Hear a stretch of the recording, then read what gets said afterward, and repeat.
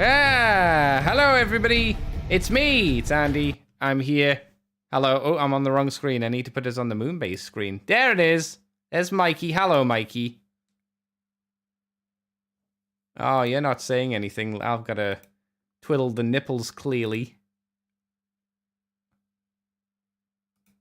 Why did I break? How did I break your? You went wah. I know it maybe got like, oh, it's too loud. I just welcomed you. And don't welcome me, God! I'm not used to it. Should I be mean and spit on you? Is that the the way I should go? Don't be nice. Just spit on Mikey. Don't spit at me in public. Do it in private. No, because then it makes it weird. Makes it weird for you. Yeah, I like everybody to watch me spit on you. Feels more natural. Then everybody gets... Then if I spit on you in public, then it makes it feel like everybody can spit on you, and then it's a big old circle of people spitting on you, so it works. Yeah, but then like you use your... You know, you don't have anything special. No, that's fine. I don't need to be special. I just need people to spit on you. I don't know. I think you want to be special. No, I don't. I've never been special. Don't need to be special. I'm good. I mean, I agree with the first part. Exactly.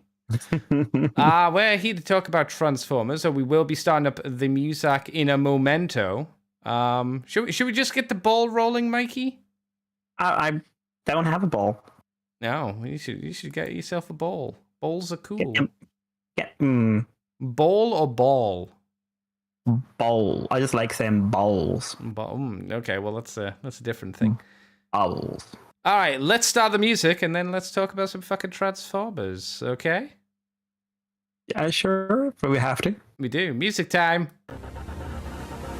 Welcome to Moonbase 2.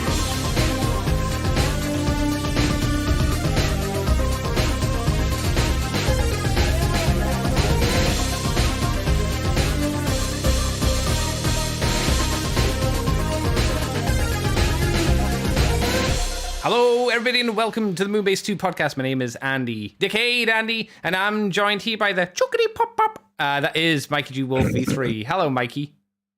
Hello, Andy. Why did you snigger? Oh, no reason. Do you not like to chookity pop pop? Not in public. Do you like to chookity and then blast a giant beam out of your insides? Yes, but only if a lady is present. Oh my god! Wow. Yes, I have been watching more Final Space, up to season 3. Ash has 2 eyes now. Yes. And the classic kind of common hair for a punk lady to have, which is the shaved sides of the head, with the hair flopping down. Yeah. When I saw that hair, I was like, oh no, the generic hair. Oh no. She's seen some things. She's seen some stuff. Yeah. She wouldn't recommend it. Yeah, we'll talk about that later. How are you doing, though, Mikey? Are you good? Are you feeling good? All right. I got no major complaints. That's good. That's good. No Lego bits stuck in your feet, then? No, I only own one Lego, and it is far out of the reach of my feet. Have you been stopping your dogs from drinking heavily? No, they can return to their drunkenness. I've given up. If they got a problem, it's their problem now. You need to send them to AA, Mikey. I saw that picture of the very small dog with a wine glass that was bigger than it. Well, listen, she has a problem. I do accept that, but it is her problem. Mikey cares, but not enough to help. Yeah, I recognize it, but if she ain't gonna fix it, I'm not. Well, that's fair enough. We see Musashi is in chat. Hello, Musashi. I'm on time today. I am ready to consume content. I added the cum because I'm a classy boy. Yeah, I gathered somehow. Yes, I'm a very good boy. Transformers, we may as well just start kicking it off. We're going to kick off with the weird and wacky world of random Transformer gubbins with official licensed keys, artisan keycaps for your keyboard. I don't think they'd fit mine because I don't have a fancy keyboard. I have a really thin wireless one. So you don't get many faceplates or anything like that. You get a few themed ones, as mentioned. They've apparently, each piece has been hand cast and painted. There's a video which, if I can find it, I'll play it. It's not straight onto the thing here. You can order a set of 3 for $99 US, which I don't know if that to me sounds like a lot. You can choose which bots you want, or you can get the complete set of 5. So what are the keycaps? Well, it's kind of exactly who you'd suspect. It's an Optimus Prime, a Megatron, a Bumblebee, a Starscream, and a Soundwave. G1, obviously. So, $150 for all 5. I don't know. To me, it seems like a lot for 5 keycaps. Yeah. I mean, I don't particularly. Well, I mean, like, try to work out the number here because 3 is 100, right? But then 2 more will get. I suppose it's like 2 more is cheaper because it's 150 for 2 more. Sure. But yeah, from what I can see, clackies are just like they're a specialist. Like this is just what they do. Oh. So, I mean, yeah, I'm looking at some of their stuff. Like, cool-ish, I suppose. They've done like Mass Effect and Halo, and what else have they done? Well, they're just always severed heads that you plop onto your keyboard. Is that a thing? Some appear to be, but like. One appear like they've done Transformers themed keyboards. Oh, a full like thing. You can get an Autobot or a Decepticon keyboard, or a Scrabble kit keyboard, which seems like it's going to backfire horrendously. But like for the artisan stuff, you've got Transformers, Magic the Gathering, Scrabble, Master Chief, Apollo, something or other, Pirate. Yeah, these don't... Okay, so, in the context of what these are, these are kind of ugly. Some of them are fine. I'd say at best, I think some of them are fine. At worst, which is Bumblebee and Starscream, easily, it's very much why. Starscream looks like he's gone through a steamroller. It just looks like someone's just smushed him. You know what it looks like? You know when people do the really cool, like... pancake artwork where they just squirt it and they make it into a cool character. It looks like that. Starscream looks like that, but it's it's a key. And Bumblebee looks terrified. I don't know why, but Bumblebee's been hollowed out from the inside and his skin is not happy. Well, it's the fact that like the front the bit that's going to be facing you on the keyboard is the top of their chest, and then the bit facing up is the face, which just looks like someone's broken their neck. Just like snap their neck back onto their body. Yeah. But like they're all weirdly squished, and they all like Bumblebee and Starscream are really bad, but like Bumblebee just terrifying. But they all, when you look at them up close, look quite cheaply 3D printed. Yeah, they don't look great. So I feel like you're paying for the paint work and the license and the weirdness. And there's not much paint work. Yeah. I'm not in love with these as much as, I saw, was it Jason who was like excited to see these? And I'm happy for him if he is. But I'm not excited. I'm not happy for Jason. I'm never happy for Jason. We have to be happy for Jason sometimes. We've got to give him some credit. No, kick him while he's down. It's more fun. But yeah, this is a bit underwhelming to say the least. A tad. If you said that these were like, as a set of 5, you said this was like set of 5 for £30. I mean, okay, that's fine. I still wouldn't want them. Well, but I think the price would. They were. It would look more like what they're worth, at least to me. They don't look like they're $150. They don't look artisan. No. They look like they're slightly painted versions of something you should be able to get cheap. That's the thing. Yeah, like from Etsy and you paint it yourself kind of deal. Yeah. And you said you looked on the Clacker. Is it Clacker? The Clacker website? Clacky site. How do the other key things look? Do they look better than these, or about the same? Out of interest, I'd say about the same, to be honest. Okay. Like looking at some of they're like all their stuff does have a hand painted look, but I wouldn't say the painting's like, stellar or anything. Like, is that Among Us? Did they do? They did do Among Us. Of course they did. But. Yeah, it's the plastic quality that's really getting me. Like, they've got like a pirate that looks really well painted, but it's like $60. Oof. So no. For one key? One key 60? For one. Whoa, woof. One. Woof. But like the actual plastic to me looks pretty not great. Yeah, I'm not as much as I would ever be excited for something like this. I'm very much whelmed. Yeah, Musashi in chat says they like the Megatron. I would say the Megatron's maybe the best one. Soundwave looks squished. We have Pancake Starscream. We have Terrified Dead Husk Bumblebee. And we have almost kind of like Optimash Prime proportioned Optimus Prime. Megatron looks relatively normal. The face actually, you know what? The Megatron looks a little bit to me like, maybe this is just misremembering. In my mind, it reminds me more of the 3D model they used in Beast Wars for Megatron. You know, when he sends the message back in time. Or it's the message on the golden disc. That 3D model to me looks like that face sculpt. And it always looks to me like he's got a weird fang. Wow, Beast Wars, bless them. You know, they were doing the best. They were trying. Yeah, it's 2022. They could have done better with these keys, I'm sure. Not sure they'll work. They come in a nice box. The box is really nice. Yeah. Anything else on keys, Mikey? Or do you want to press my button and take us on to an X-Transbot story?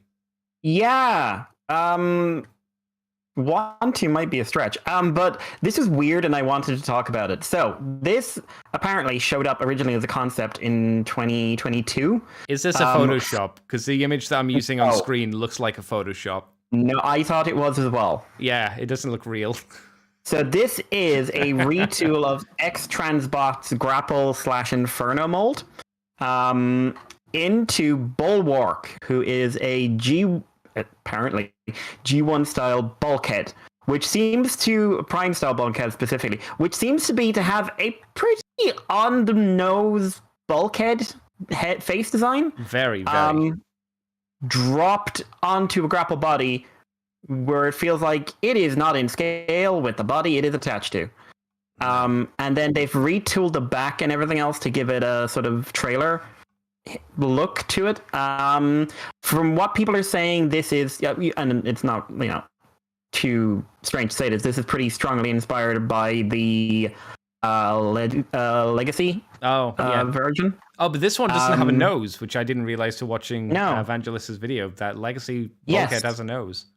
He has a teeny nose. But yes, this is more like the face is very much Prime Bulkhead, which has the Prime design have these faux noses that kind of like the middle of everyone's eyes goes down just long enough to give you the impression of a nose without actually being a nose. But yeah, it is basically Grapple's body that they have transplanted someone else's head onto, and it looks like a Photoshop. I thought it was a Photoshop when I first saw this, and it's weird because like the vehicle mode to me kind of it looks okay. The vehicle mode looks okay. I'd say that. I think the robot mode, disregarding the strange proportions on the head, it's a bit uninspired. I kind of wish they'd done something different with the hands or something, instead of just it's the grapple or whatever. What's his name? Grappling Inferno, the Inferno hand. If they'd done something different, if they'd given him a mace, like, I don't know, a bulkhead weapon, that would have helped a little bit. But this looks like a head they just randomly found and they popped on.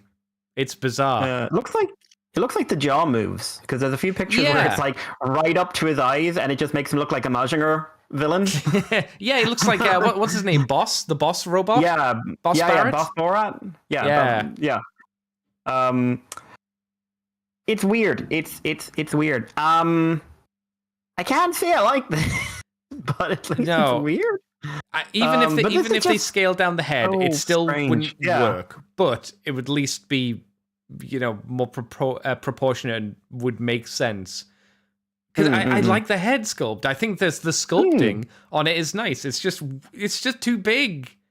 Yeah, too big. It looks like it just got dropped on there. It looks like they ripped it off of a Bulkhead toy. But like, what really makes it look big is that Bulkhead's head is usually quite small relative to his body. Yeah, that's a good point. Yeah.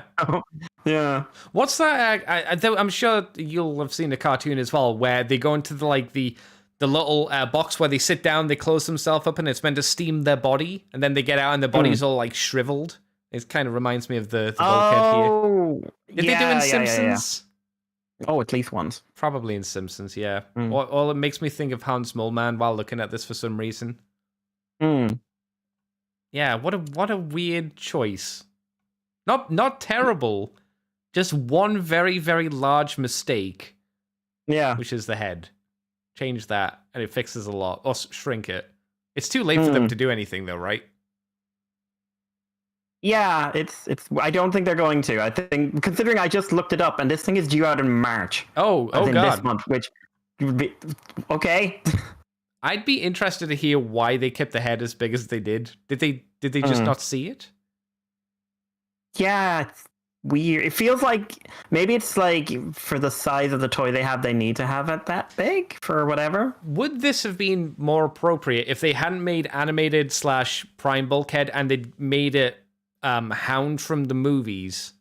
You know, whichever live action movie Hound was in with the big beard. That would have been more appropriate for this styled figure, right?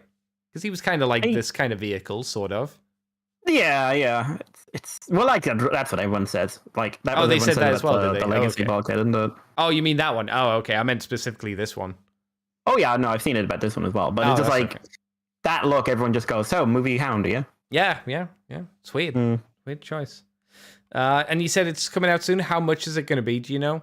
I had it up on one of the websites. Which one was it? Is it over 100? Oh god, yeah, it's masterpiece scale. 160? No, 150.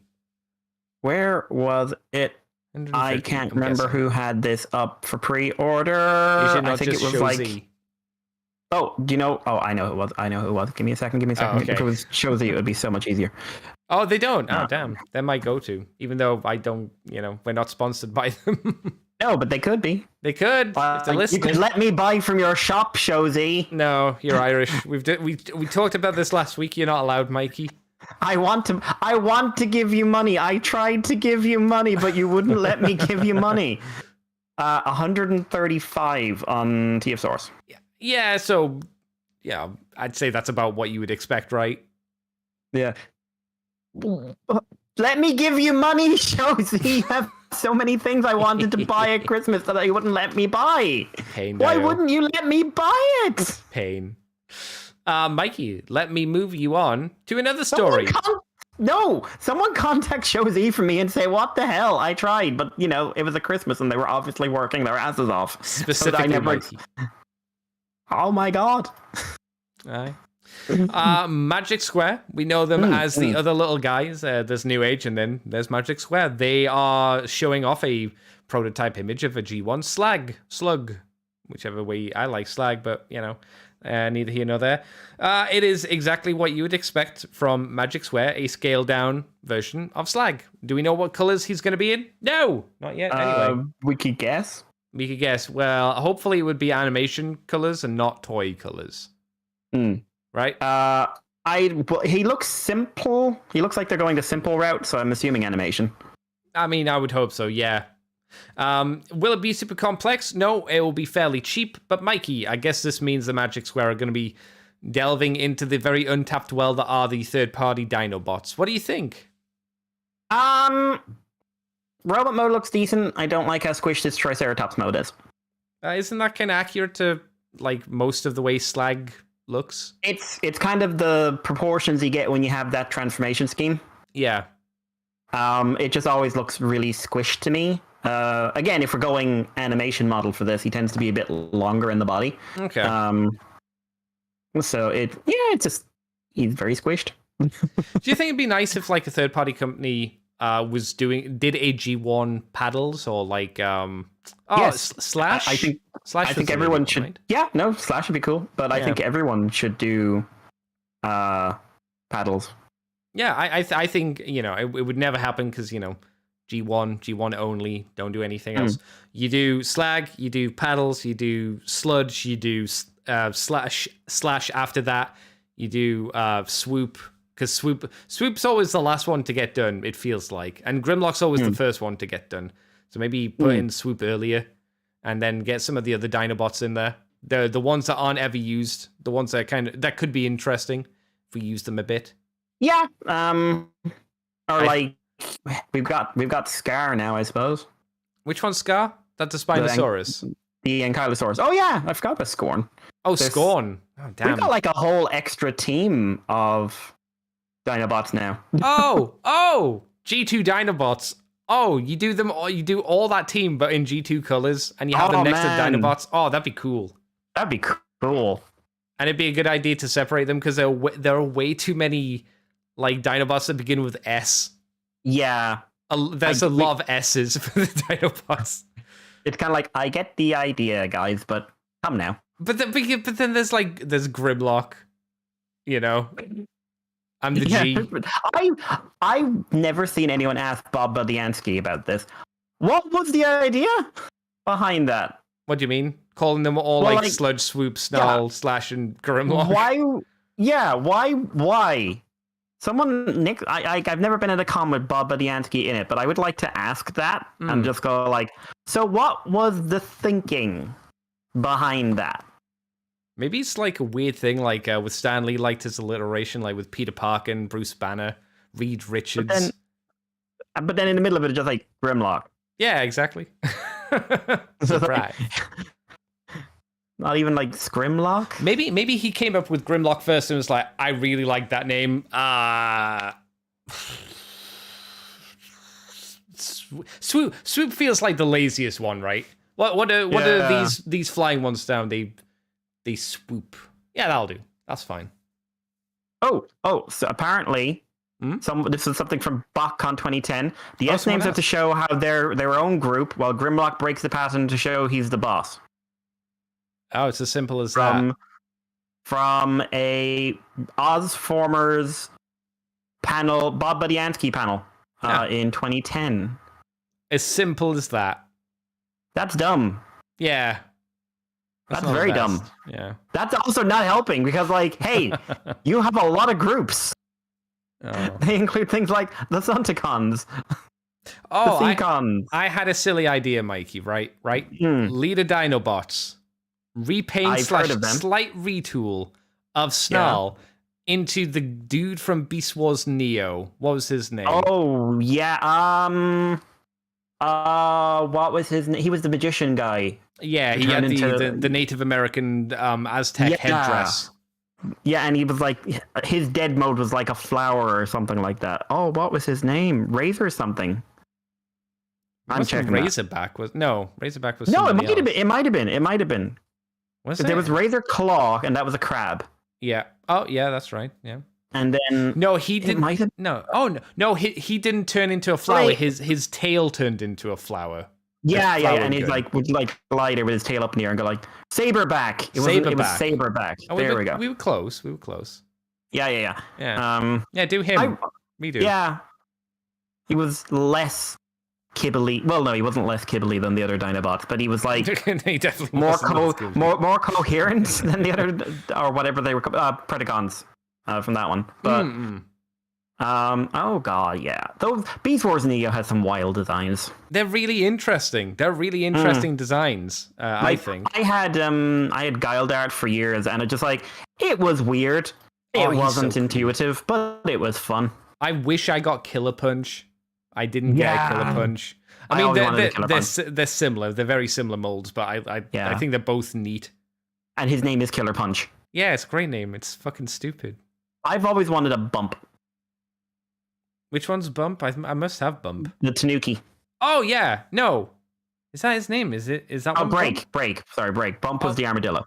Yeah, Break's the penguin. Not Break. Heinrad. There you go. I was thinking that didn't sound right. Yeah. Heinrad's interesting. Yeah. I've always wanted to handle a mock kick. I've never wanted to own a mock kick, but I've always wanted to handle one. Yeah, no, mock kick's not super fun to play with. Does have real horse? Well, not real horsehair, but like real My Little Pony hair. Am I wrong? Did it come with a brush? No. No. No, the little axe it holds has a little coiffed of tail coming off of it, and if you pull on the back of its actual mane, the head kind of goes forward like a claw for some reason. I don't know why.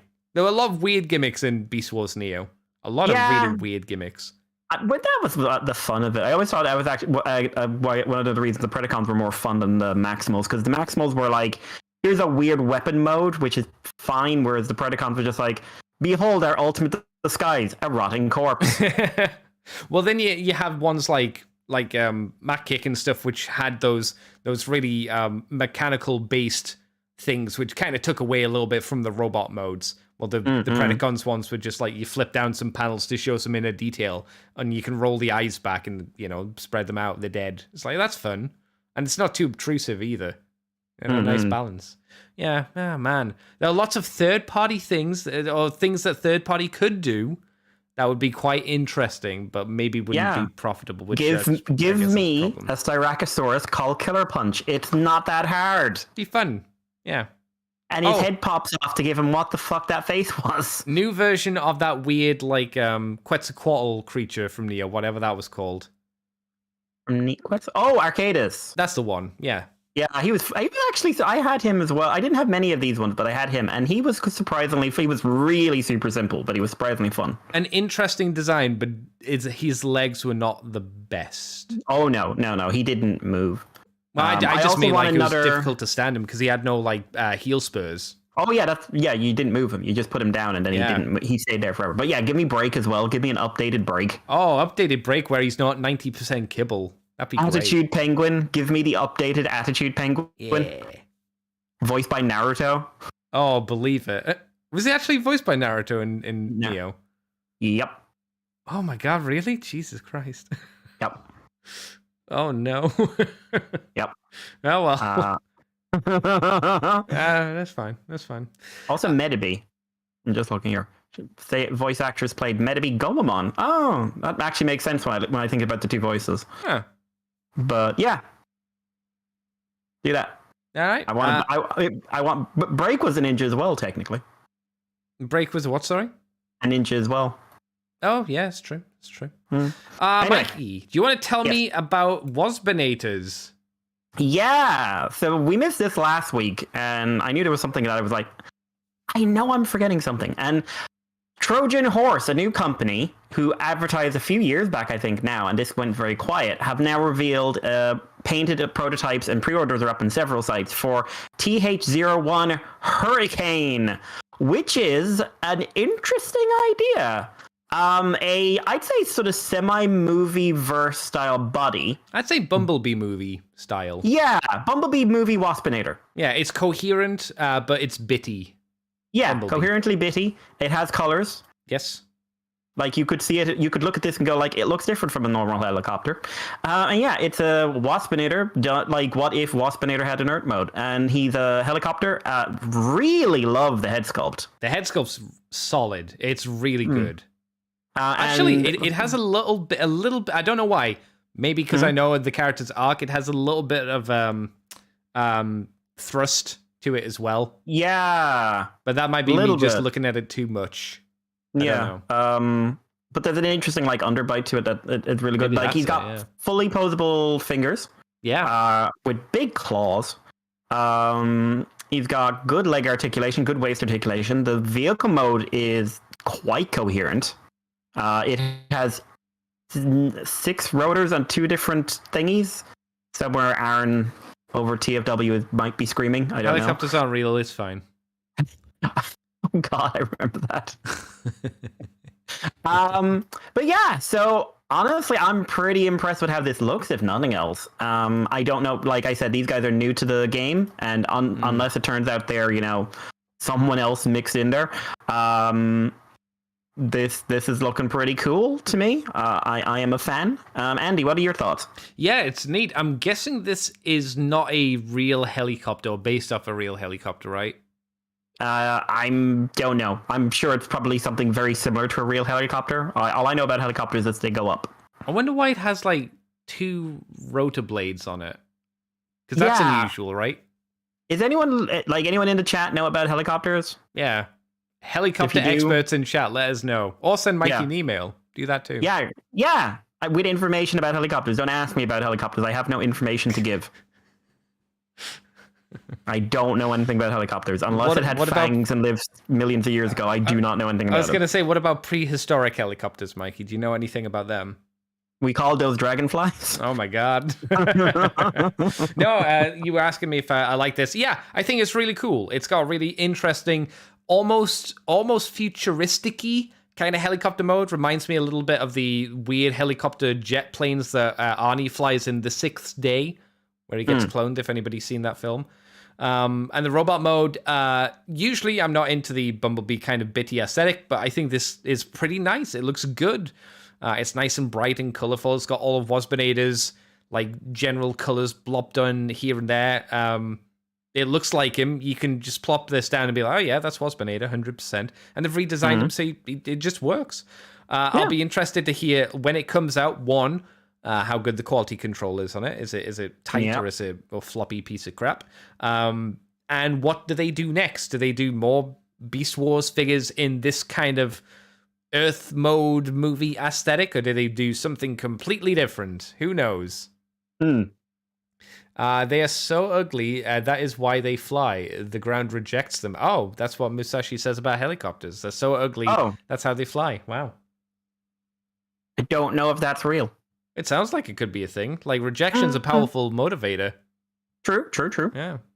I mean, I once floated for a while after I got dumped. So. Oh, there you go. Yeah, 100%. Yeah. I like the gun. I think is the blast effect like a Hasbro one, or is it one that comes with the figure? Because blast effect is a little bit. I don't know. To be blunt, that would be my only maybe like frowny face. The blast effect could have a bit more pow to it. It looks a little bit anemic. That's a very that's a very minor thing. It's like your accessories. I think it not might great. be with it because it's the wrong color. Because not Japanese, Hasbro blast effects tend to be red. Okay. And also, this looks like more standard clear plastic than the sort of splooshy painted plastic that comes with the Hasbro stuff. Yeah, less clear and cloudy kind of style. Do we know like price or release date on this thing or not? I saw the price somewhere. Was it Shozy? I saw the thing. Let me see. Cybro UK sent a message that got stopped because there's a link in there. There are tandem rotor chopter. Most have them separate units, as putting them vertical. Like this needs additional kits to deal with the yaw, whatever the yaw is. They provide much more lift, so good for cargo ships mostly. Oh, well, there you go. That's the info. Shozy pre-orders. We do not have a release date. I think I'm just looking. No release date, but their pre-order is $84. I mean, we don't know what scale this is, do we? Yeah. No. We do? We don't know, but it's an unknown company, but I'm assuming it's kind of like looking at it. It feels Voyager Plus. Yeah, Voyager, maybe Masterpiece. Well, if it's going for that much money, that's like, yeah, that's fair. That doesn't seem too bad. Just hope the quality is there, I suppose. Yeah. Well, shall it take us away, Mikey? Indeed. With news that I was happy about, but also very sad. In two ways. So, TFcon Los Langeles, as we call it, 2023. We've got the Fans Hobby exclusive MB13B Bossman. Not Bossman, but Bossman. Bossman. It's going to be limited to 600 figures worldwide, and it is a redo of... Is this Shooter? Think it must be. So. I don't think it's Minerva body. So. It's not Cab. Cab's a... Oh, no, it's definitely not Cab. Cab's like a fire truck, isn't it? Yeah, he's a fire truck. Yeah. So it would have to be Shooter. Yeah, pretty sure this is Shooter. No guarantees. So if we're wrong, let Mikey know he's wrong. So we got Boss, who is one of the my boys from back in the day, the Turbo Masters. He is going to be a headmaster because he's using the Shooter body. As I mentioned, limited to 600 for this convention. He comes with extra remolded parts, a new head, a new gun. Looking quite good, I'd say, generally. It does tickle my funny bone. My only thing would be the head's not quite right because it is a headmaster component. And that's really about it. Maybe he could have done with a few more missiles just to spruce in a little bit more yellow here and there.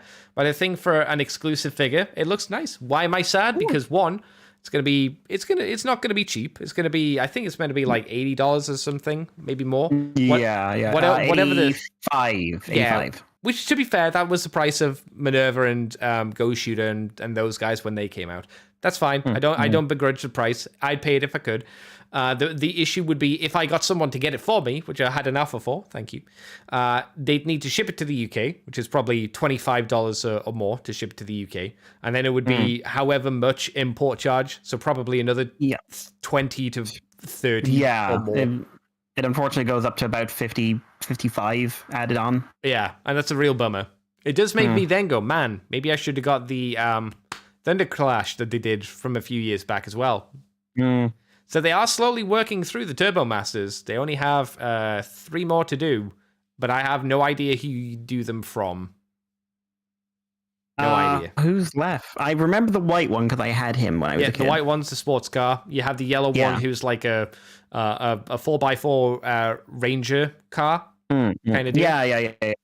And then you have the red one, which is a sports car. Very, very, very sleek, sexy sports car. I don't know how you describe it, but it a bit like a more Earth version of Hot Rod's G1 mode. That's how I would describe it. But yeah, what do you think of this, Mikey? How do you think they've done for a third party kind of convention exclusive? Oh, no, he looks fun. He's like it's for most part it's a simple repaint, but the new head looks good. And the new gun looks really fun. I think it's clever how it just clips onto the front of the car. Yep. So it doesn't look like a separate piece, which I think is really successful. But yeah, no, I think it's a nice little thing. I wouldn't buy it myself. It's I don't have too much. I only remember one Turbo Master, and like I said, I don't even remember his name. But he looks fun. He looks like, I know it's fans hobby, so you're pretty much almost guaranteed like that quality, yo. Yeah. So yeah, I'm digging it. But it wouldn't be a thing that you'd want to have yourself, obviously. Yeah, it's just like, it's not for me, but it is pretty cool. Yeah. Hopefully other places will, like Kapow and In Demand or some, well, not In Demand. In Demand doesn't do third party, but hopefully Kapow get it in stock. Maybe I'll be able to pick it up that way. I do have a complaint or an issue. The translucent plastic seems to be red when it should be bright pink. I'll take your word for that, but... Yep. I'm pretty sure it should be pink, and it's much more of a red hue. Maybe I'm wrong. It's been a while since... Like, I can see Boss in my display cabinet, but I can't see his vehicle mode. He's obviously squished into robot mode. Cybro says, you can thank Airwolf for my OTT chopper knowledge. Oh, I remember Airwolf. Well, I've never seen Airwolf, but I'm aware of it. Yeah, I vaguely remember Airwolf. Yeah. Vaguely. Mikey, what's next? Yes. I don't know if we've talked about this version of the story, but we have talked about this before. Yeah, so Iron Warrior did Transformers Prime Optimus a couple of years ago, a non-transforming action figure. And a while ago, they announced that they were going to redo it. Now, originally it was announced that it was going to be a model kit, but this is actually an upscaled new design. They've tried to improve the design, made it bigger, so it's jumped up to 29 centimeters tall. Oh, God. It's due out in May. No price or anything, but pre-orders are up in various places. So it comes with new accessories. It comes with the Star Saber in uncharged and charged mode. So it's the regular Star Saber, and then when he's using it, it's shooting like energy lasers, because that's how you use a sword. Well, he did. Yeah, true. It did make that fight like start really cool and then get weirdly dull. It was just like, yeah, it's just people throwing lasers. Yeah, there's another laser. It comes with paired up the arm blasters and paired up the blade. Last time it didn't do that. Oh, did it only have one before? One of each? Yeah, and it did have a swappable face before. It did have a swappable face. This is a pretty damn accurate looking Transformers Prime Optimus Prime, which in terms of design is one of my favorite primes. It's good. It's not one of my favorite primes in terms of character, but it is one of my favorite primes in terms of design. And he had some amazing fight scenes. Mikey, it was so close. It was so close. Again, this was the day I really soured on Peter Cullen, I have to admit. Like season 2, episode 1 or 2. Episode 3. It was episode 3, was it? Okay. And he catches the sword and he just turns back into Optimus. He goes, Megatron, be gone. And I'm just like, oh, for fuck's sake. This is never changing as long as you're here. And I feel like recent shows have kind of borne that out, because once they stopped using him, it changed. But yeah, no, this looks really good. This is probably going to be well outside my price range. Oh, God. Especially if he's bigger. Yeah. But he's super, super cool looking. I am, as always, people know, I am a firm supporter of non-transforming Transformers if they are quality figures. And from what I understand, the Pioneer was very, very good. So if this is like Pioneer Plus, then I'm all up for it. I can think of two things that are a bit sad about this. One, it feels not complete fuck you, but it feels like a minor fuck you to the people that got the first version. Because you want to buy another Optimus Prime that's very expensive and does all the things, but it's still just Optimus Prime. Well, here it is. It's like, okay, well, that kind of sucks. And it would be nice if we got more from them instead of just we got Prime, we got Megatron. Did Megatron come out? He did, right? No, he didn't. He was mentioned, but maybe we will now if this sells. What else have they done? Because this is 7. They've done an IDW, not an IDW, a Movieverse upgrade kit for Masterpiece Movie Prime. Okay.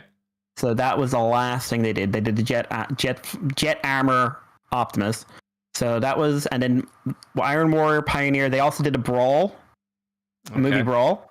Mm-hmm. What else have they done? Let me see. So that gives us 3. They've done a movie Ratchet. The first thing they did was a movie Ratchet. Were these transforming figures or were these non-transforming? They mustn't have been, surely. These were non-transforming. Yeah. Oh, these were like kits. Oh. The Ratchet is it's at least a kit build, like you put on an armor at the very least. Huh. So yeah, presumably there's a couple of other things in there that we don't know about. But yeah, from what I understand, Pioneer went down very well. So I'm hoping Leader is like at least as good. Again, I know for a fact it'll be out of my price range, even if we don't have prices yet. But yeah, but you know if they do a knockout, you're gonna have to do something, right? Yeah, well, they did say that was one of their long-term goals. I mean, that should be their next one, because it's like, what competition do they have for knockouts? Not many. The red version. Red and Legacy. Yeah, so... and the original figure. It's like... People definitely do want that. Crockout. You gotta love Crockout. Yes, that's fine. Crockout's a cool dude. Yeah. But otherwise, it's like your competition is very, very small. Meager. Very meager. So, yeah, do it. Someone's got to do a nice knockout. Someone has to.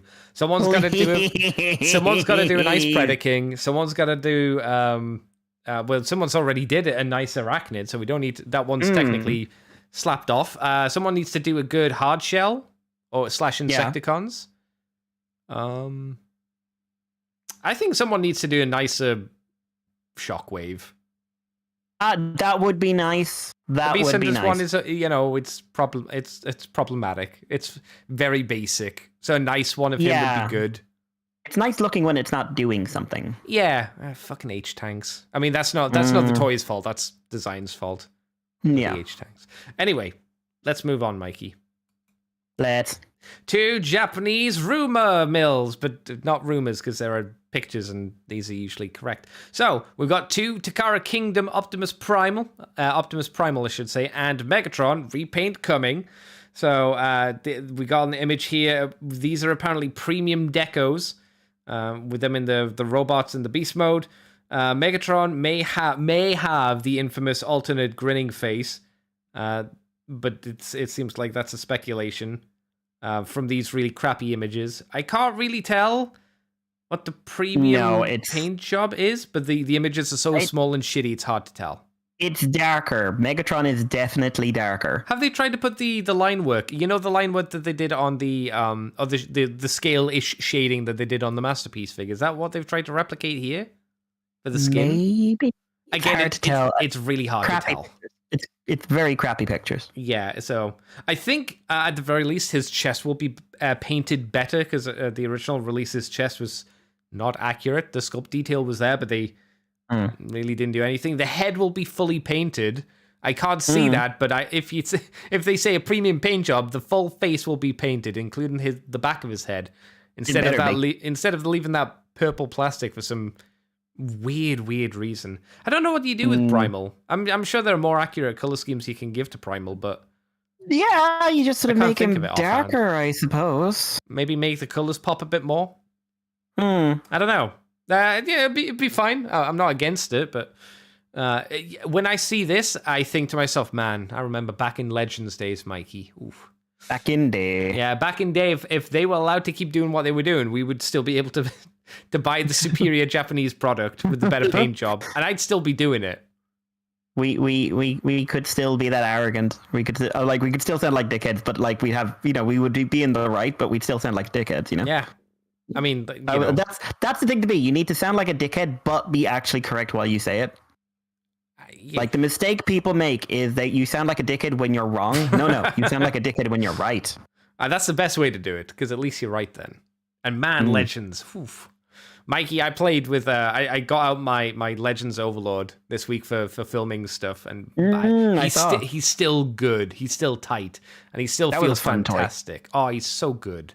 He's so good. As I told you, I still feel regret that I didn't pick up the Hasbro version to have the Mega version to then make what was the stupid combined Overlord called?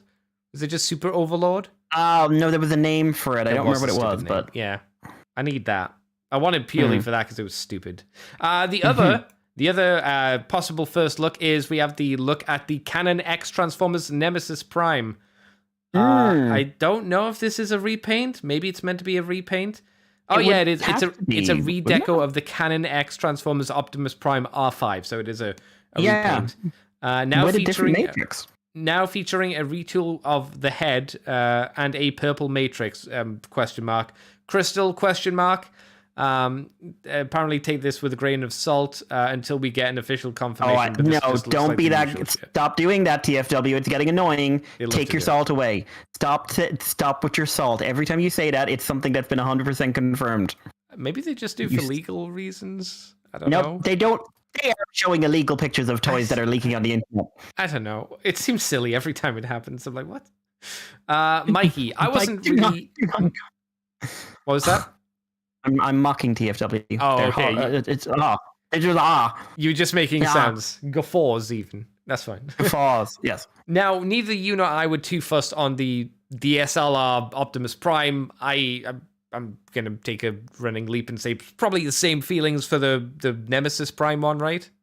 Yeah, I'm not exactly leaping out to say, like, yes, mine. Yeah, well, I mean, you can have the full camera collection with the Prime, the Reflector. I forgot they did the Reflector, and this Nemesis Prime version. It does have teal on it, so it's not quite Scourge. It actually, the logo's in teal for the Decepticon insignia. That's, I think, the first time I've seen that. That's weird.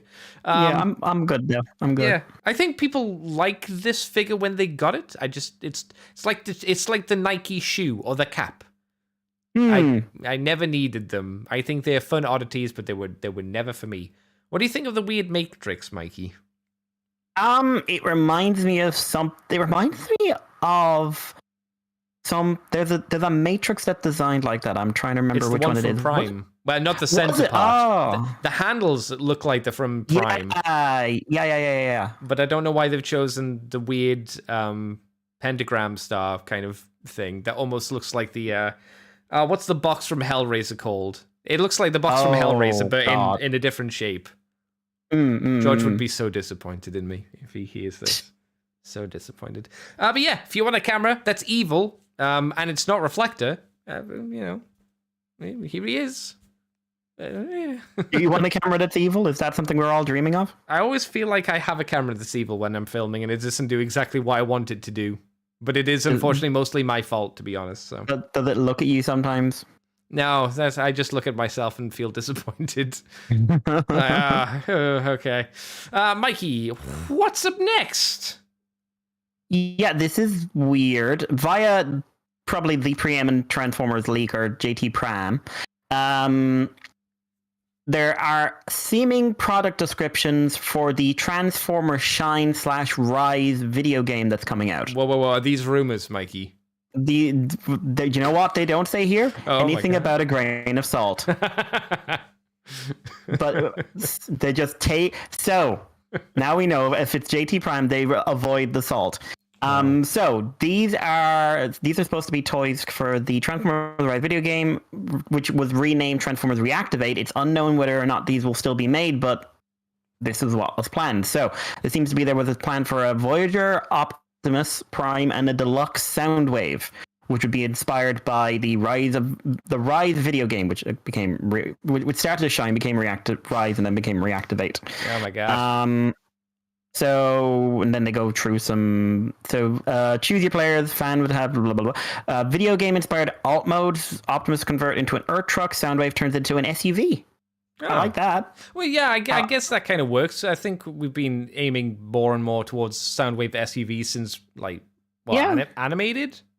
Yeah, and then, like, Earthspark went, bomber, shut up. Yeah, that one went and decided to do the Prime one. But yeah, no, I guess, it's not out the crazy. Cyberverse did an SUV kind of one, didn't they? Yeah, he never actually uses it in the thing. But does he have a Transformer in the show? I can't remember. Nope, not once. Not once. He did a Sound Blaster, actually, but... Oh, well, it makes sense why Sound Blaster never did, because they clearly didn't have the model for Soundwave, so they couldn't have used that for Sound Blaster, for the alt mode, I mean. Yeah. I'm just looking through, because there are some images of the Reactivate Optimus, and it looks just very Bumblebee movie. Oh. So, okay. Is it not kind of ballsy to make a toy line for a game that has not yet come out to see if it's even popular? Well, I mean, like, War for Cybertron and Fall of Cybertron both had toy lines. Did they come out as soon as the game did? I felt that they came out later. I don't after the fact. Well, like a bit later, but like the development cycle is like 18 months, 2 years. Yeah, that's true. But yeah, battle damage deco and accessories. They would come with a sonic cannon, a concussion blaster, ion blaster, and an energon axe and a matrix. And correctly themed packaging. Oh wow, that's important. Yes. Yeah, cool. Optimus will convert in 37 steps and Soundwave in 16. Wait, are you saying that these wouldn't go into the buzzworthy line? They probably... Oh no, they will. They better, because what's it for? No one knows. What are you for, Buzzworthy? Who are you? Someone needs to ask Hasbro what the buzzworthy line is. Someone has to. Yeah. Make sure you phrase it correctly when you do. Otherwise, they'll say, it's a Bumblebee line. It's a Bumblebee. Bumblebee. Does it? No. Do you know what you speak of? No. But yeah, it's an interesting one. We've still got to see what the game's actually like. I have... The more I hear about it, the more I'm just like, online shooter with very little story. Enjoy your campaign mode. Well, is it going to have a campaign? I assumed it was just going to be online only. I think it'll have an online only campaign, which will be like, here's the mission. Cool. Here's like static image cutscene. Okay. You'll get 3 of those in the entire thing. Hooray. Yeah. I learned this week that the Suicide Squad game is going to be online only, and I was kind of like, 1, I'd forgotten that was coming out, and 2, seems dumb, but also it also seems very 2021, like the live service game, because your biggest live service game was going to be the Avengers game, and that's fucking tanked. Yeah, it's weird that they decided like, hey, we should base our game design, or at least a lot of our practices, off of that. Microtransactions, live service, online all the time. It's like, but Marvel failed. Sorry, Avengers failed spectacularly. Yeah, it came out and it was panned. Yeah, it was terrible. I played the demo, which was a good chunk of the game, and the gameplay was terrible. The fundamental gameplay was terrible, and then just the way they implemented the online element was also terrible. I remember watching people stream it and play it, and they were like, "Oh, this is really fun." I was like, "Which part?"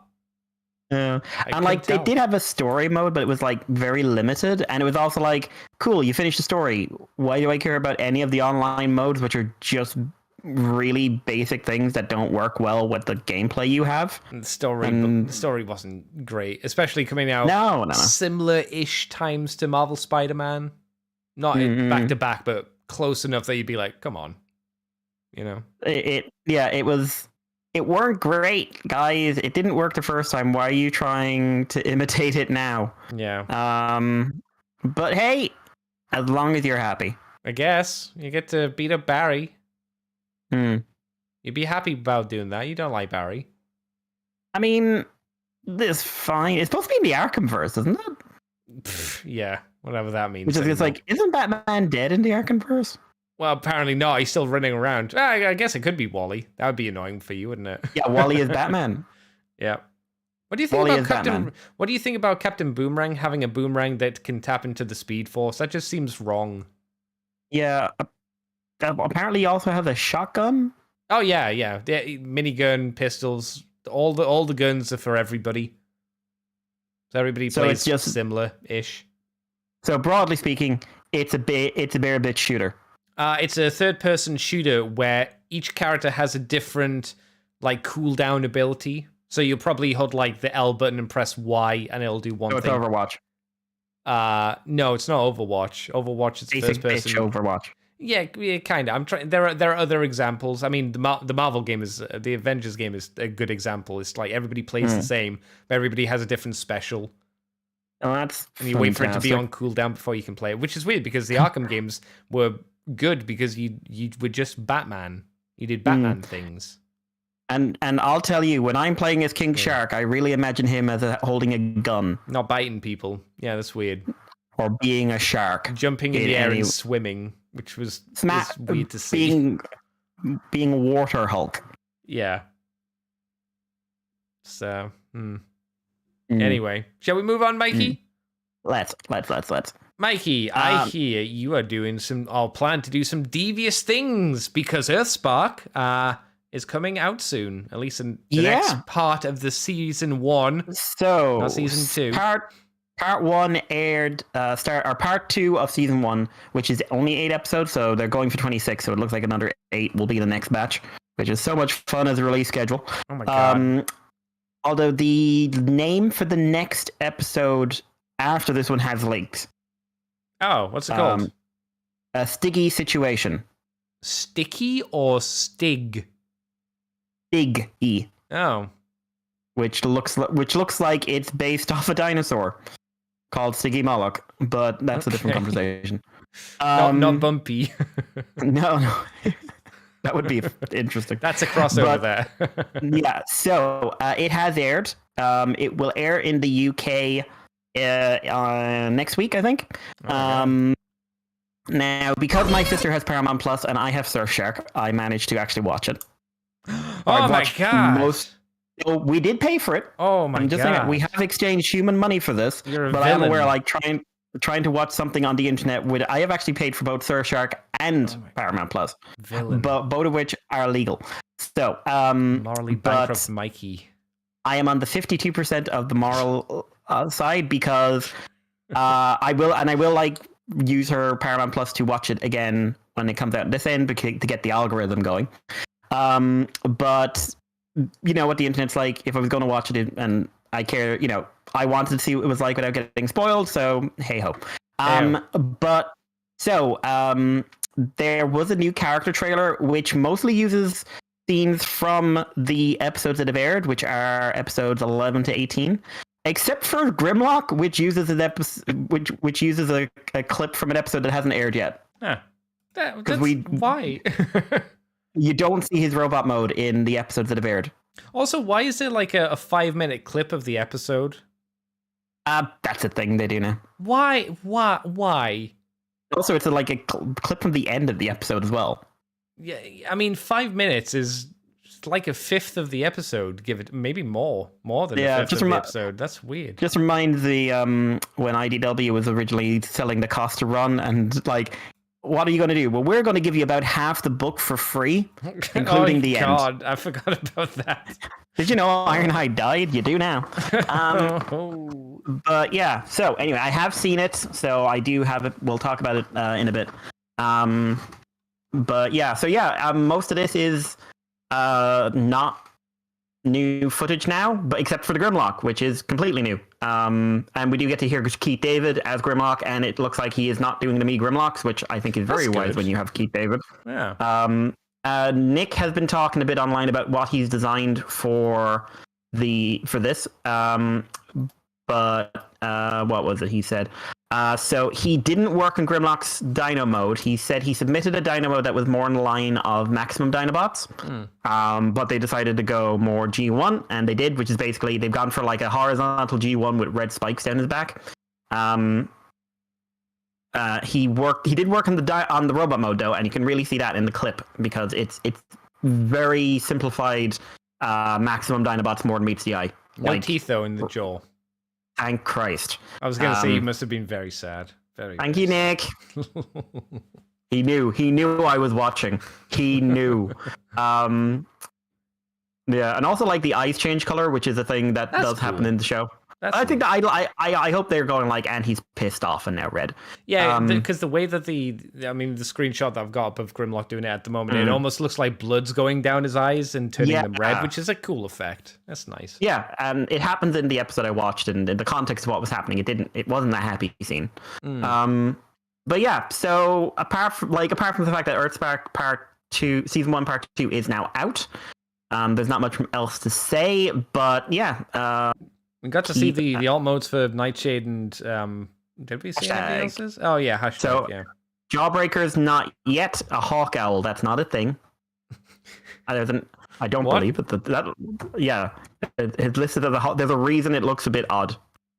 Oh, there is a hawk owl. I'm sorry. Oh it's my god! Oh shit! I finally found an animal fact I don't know. We got him, boys. We finally got him. A medium-sized true owl living in America that looks nothing like this owl. Wait, aren't hawk owls the really, really, really, really big ones?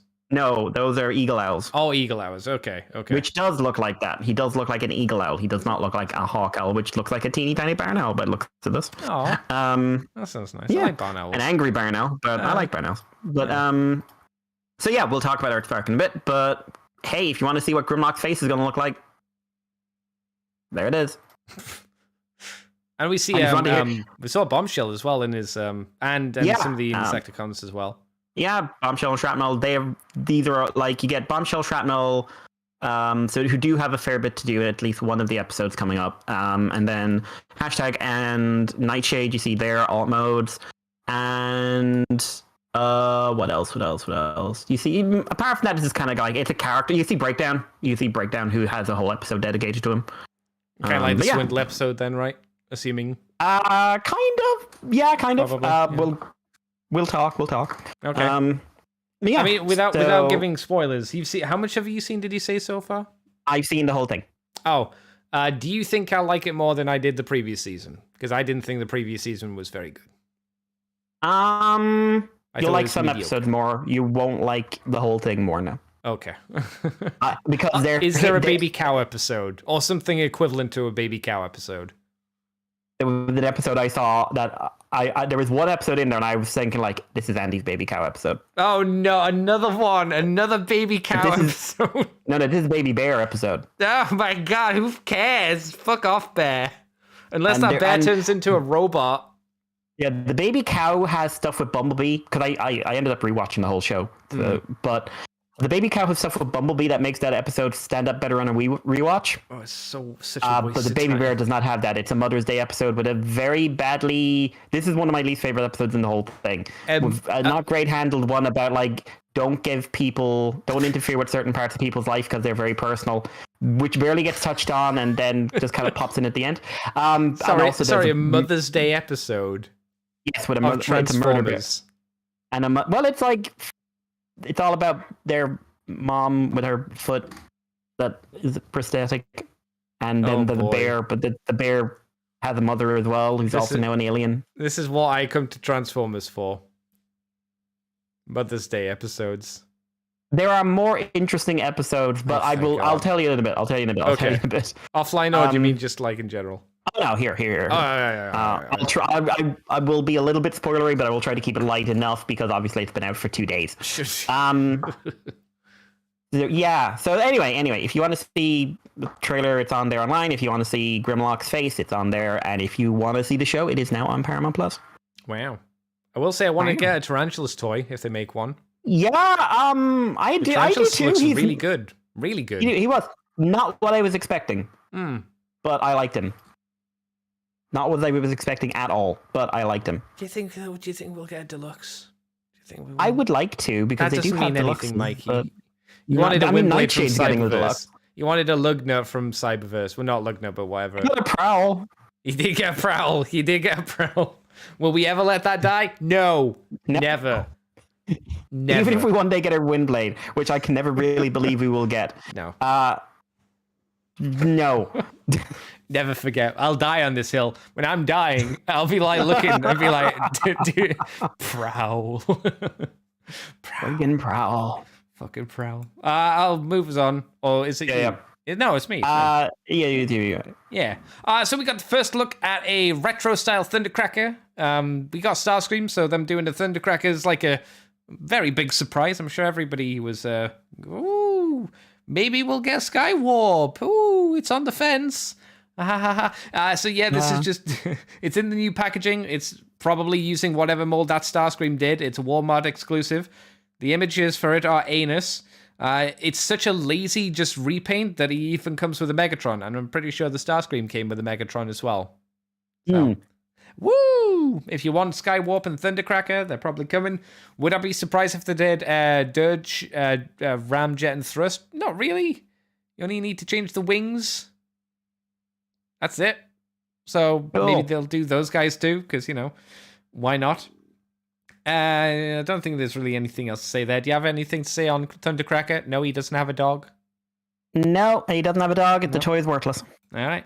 The other interesting thing, potentially, is we have new product listings for, I'm going to say this in quotations, Retro Preceptor and Shrapnel, which is also, Shrapnel is also retro, whatever that means. And there's also a special edition Optimus Prime. They're listed as Tran Gen, Retro Preceptor, Retro Shrapnel, Preceptor's 5, Shrapnel 7. Whether the numbers mean anything or not, I don't know. And then there's Tran Gen Fan exclusive to Optimus Prime. Mikey, one might speculate Preceptor Retro would be the Studio Series Preceptor in the toy colors. Or maybe they'll keep this. It'll keep on doing like the original toy. Like maybe this G1 line. Because I know this G1 line. Oh, you mean the Walmart popular. thing? Yeah. Okay. It's maybe popular. But they're really expensive versions of toys that have been out for. They're not hard. Like Thundercracker's not hard to get. Those colors. People like those colors. All right. That hot rod was very, very popular. Was it? Oh no, yeah, it was technically a different color, I suppose. Yeah, that's fair. Well, he was pink. He was the first pink hot rod ever. Yeah, that's fair. I mean, the Starscream though. Starscream was just Starscream, right? He was plain man. Yeah, plain man. Yeah, so yeah, you could be right. It could be a repackaged G1 Preceptor, or it could be a Studio Series Preceptor. I guess it would make more sense if Gen, the retro stuff means the Gen 1 Walmart stuff, because it can't be Shrapnel, because Shrapnel's coming out in Legacy, and it seems a bit too soon to do a toy version versus like animation version. So I don't know. Is that what you assume for Shrapnel as well? He's going to be a G1 version? Yeah, I mean, I would actually say that's really likely because they've got the mold. Because they used the mold there a couple of years ago for Platinum Edition. Yeah, that's true. That's true. What do you think of the Gen fans exclusive to Optimus Prime? Not a clue. No, I don't know. What are Gen fans? What are 2? What is Prime? What? Baby, don't hurt me. Don't hurt me. Don't hurt. No more. No more. But yeah, that's that. Mikey, do you want to take this one? And then I'll take the last kind of boring one. Okay, so the next one is... Didn't see this coming. No. Well... Yes and no. It's been so long that I'm kind of surprised. Yeah, still. I'm kind of surprised, but I'm surprised for a few reasons. So, we have a new Generation Selects toy, which again we haven't really had one in about a year or so properly. You mean Generation Select in general? Yeah, yes. They've kind of gone a bit quiet recently, and they're now releasing a Transformers Titan class Guardian robot, which is a blue and white, a least interesting way to do this, repaint of Omega Supreme with Lunar Tread, who is a repaint of the little dude who came with him. I believe it was Countdown. Yeah, it looks like Countdown. Yeah. So this is the Titan class toy, which went down very, very well. People were very, very pleased with it. Are you being sarcastic? Is that a true thing? I don't know. No, people loved it. Oh, okay. People loved it. And yeah, so this is in the Guardian robot colors. which are of course the dudes from that one episode of G1 with the flashback and all the dead, Megatron. Oh my God, he's not nice. What do you mean Orion's an idiot? Oh well, Orion, why would you not trust a guy with a cannon for an arm? Why would you not doubt this person? He seems very kind. Yeah, he's a much slimmer version because those Guardian robots were tubby bastards. Yeah, they were like Omega if he let himself go. Yes. But yeah, so this is going to be $200. So it is. Is it more? Same price. It's more than the original. The original was like 150, I think. Yeah. But it's about the same price as Metroplex. The Cybertron Metroplex was. Oh, so that's the current price. Okay. Yeah, this is a 2019 toy. So this is quite late to the game. Yeah. I think this is one of the only Titan class repaints because Devastator got one and Scorponok. Oh yeah, I suppose they did get one or two out of them, but like this is just so late to the game. I think that's the strangest thing. It's like, are they going to do any more of these? And it's like, yeah, I guess like it's not Supreme, so I don't know why we wanted it in the first place. But I'd be shocked, but I think people do like the Guardian robots, but I don't know why. They're one of those. Yeah, they're one of those things that I've never seen the connection. It's not a nice color scheme, in my opinion. No. I think the Countdown color scheme looks better than the Guardian robot. I think if you injected some orange into the Omega Supreme Guardian robot design, just to make it pop, that would be quite cool. But yeah, I mean, it's a Guardian robot. If you want it. Oh, great. I mean, my opinion. Yeah. It's good for background. It's okay. Yeah, it's fine. I wouldn't pay like a premium, which is what you're paying because you're paying for a few years later the same figure, just more expensive. Yeah, that's it's not Black Zarek. Black Zarek had at least a new head. He had his headmaster Zarek, like his chest was remolded and stuff like that. So there were improved. Well, there were changes. We'll say there were changes from Scorponok to Black Zarek. There seem to be no changes here. This is just a straight repaint, but you're paying a lot, like nearly. Well, did you say £100 more effectively? $50 more. Oh, $50 more. Okay, but still, that's a big increase, at least to me. Yeah, it's not small. And like, I was listening to some podcasts, and some people were saying they're buying two. Oh my God! Like, why? But please sign up to the Moonbase 2 Patreon page. It's only $2 a month. Yeah, buy us them. You're buying two, you can afford to buy me one. You don't want one. Say something good. Ask for something good at least. No, they buy it and then I sell it at a profit. Oh, okay, that's fine. Yeah, smart Mikey. Smart scalper Mikey. Yeah, well, there you go. He be coming. I'll do the last story as well because it's a quickie. TFcon, we talked about it earlier. We'll talk about it here. Got another guest, Bob Forward, the story writer and editor for Beast Wars. A show that we still love a lot because it's still a very good show. Yeah.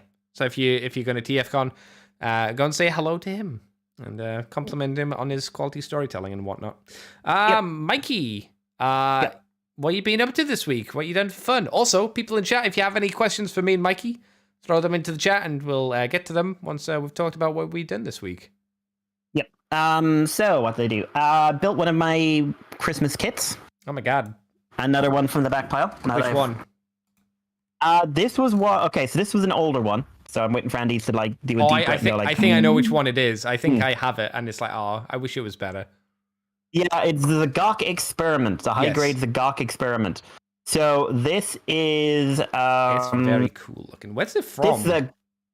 It is a concept one from a manga, I believe. Because there's like the Gok, which is the base of Gok, which isn't particularly cool. Liar. I don't like the base of Gok. Liar. Like but it's not that cool. You must leave with your whole lies. The Zagok's great. I love the Zagok. It's like a bear that needs to be hugged. It's like a bear who had half its arms chopped off and turned into its legs. I love it. And then there's the Zagok from Unicorn, which is the one with fists. That one's very cool. Yeah. That's very cool. And then the Experiment is the Zagok E. And did that have that? I think that's just a manga. Oh, no. It was in War in the Pocket. Oh. Which I have never seen. But so the Gok is like an underwater suit that is basically a walking wall of armor with crab arms. Yeah. And little like jet pods in his back, and it's a really cool design. It's like a lot of it's from the like post original series design where they basically were still like Universal Century. Can we have fun? Because I always define Universal Century like original Gundam as we can have kind of fun, but not too much fun. No. Now we can have fun. And it's a nice design. And I thought it was actually, because I knew it was an older kit, but I thought it was a retool of a 1999 kit, which was the original Zagok. But it's not. As far as I can tell, all the runners, and there's only 4 runners in it because it was early days. But it's all new runners, and it's a simple enough build. I got it done with me lining and doing a bit of painting and stuff like that. I got it done in about 4 hours, 5 hours, which for me is very quick. And it's a simple but enjoyable build. Does feel more rickety than modern builds, but it's not like when I was doing the red frame Astray and I was actually angry and stopped panel lining and stopped painting just so I could finish the fucker. Was so mad at it because I did not enjoy building that at all. Yeah, this one's very simplistic. I think the most annoying part of building it is doing like the arms and the thighs, which are all separate pieces for the armor. Yeah.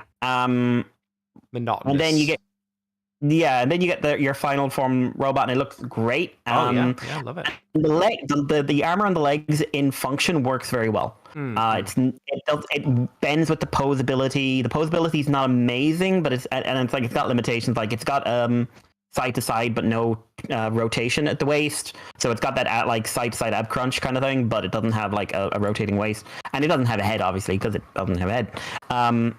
But the legs are limited, but they do what you want them to do, and the arms have the joints you want, but ruin the entire toy because rotating the arm, the attachment points on the arms is weak on mine. It's noticeably weaker on one than the other, but it is weak. And when you rotate the arms, eventually it hits a point where just the top of the forearm is clashing with all those little arm pieces and arm segments you added on. And what happens every single time is that they then explode off. That sounds about right. Yeah, and then scatter. So I end and like sometimes they take the shoulder armor with them as well. And like I was like, okay, articulated fingers cool, articulation's decent for the time. It's what I want. I'm like, oh wow, I could get into this, and there it goes. And there it goes. And now I've put it into a pose that it took me a half an hour to get just right while trying to fix the exploding arm pieces. And now it's going to live there in that pose, and I'm never touching it again. Unlike the double X, I'm going to pick up again and mess about with, and other high grades I'm going to pick up and mess about with. Even simple high grades I'm going to pick up and mess about with. This guy, he's living there because if I look at him, he's going to end up with no arms. Yeah, there are a lot of older kits which give you the feeling that it's not a figure to play with. It's something that you should almost glue and just put it in a pose that you really like, and then glue it, and then just never touch it again. Yeah, it's really good custom fodder. Yeah. The problem is it's a really cool design, and I'd love it to get a redo. Design. But it's one of those ones which is a unique, interesting design in Gundam that isn't the RX-78. So fuck you. Yeah. I've got another older kit, but it's, from what I understand, it's better. Which I don't know if it'll be the next one I do. What's it called? The Gapsley. The what now? Gabthley. What Sorry. G-A-B. Yep. Thley. Ehley. Gaps. Gabthley. The brown one. The one from Zeta. Yeah, I haven't got that one actually. But I really like that design. And reviews I said saw like it doesn't have a lot of the things that are ruining the Zagok. I don't think it's going to be like the most posable shit ever, but it looks cool. And there's another one, the Anksha, which I really want to get, but I don't want to like spend the money at the moment. Which is basically, it's the one that kind of splits in half and turns into a little UFO, but it looks really good in both modes. Yeah, the yellow one. The shittier one is the one from Unicorn Gundam, which is the all green one. It's like the Earth Federation made it. It's like it's not as good as the full yellow boy. Full Yellow Boy's great. I want that one. I never got it, but again, that's another design I wish got some love, because it's cool looking. And it turns into a stupid Cosmos UFO kind of thing. Yeah, I know the Cosmos one. The green one. It was a modern engineering kit. Yes, it came was out around better. Unicorn. Yeah, there was no reason why they couldn't have repurposed that, if you ask me. Yeah, well, sure. If I got one, it's not hard to repaint if I really, really want to.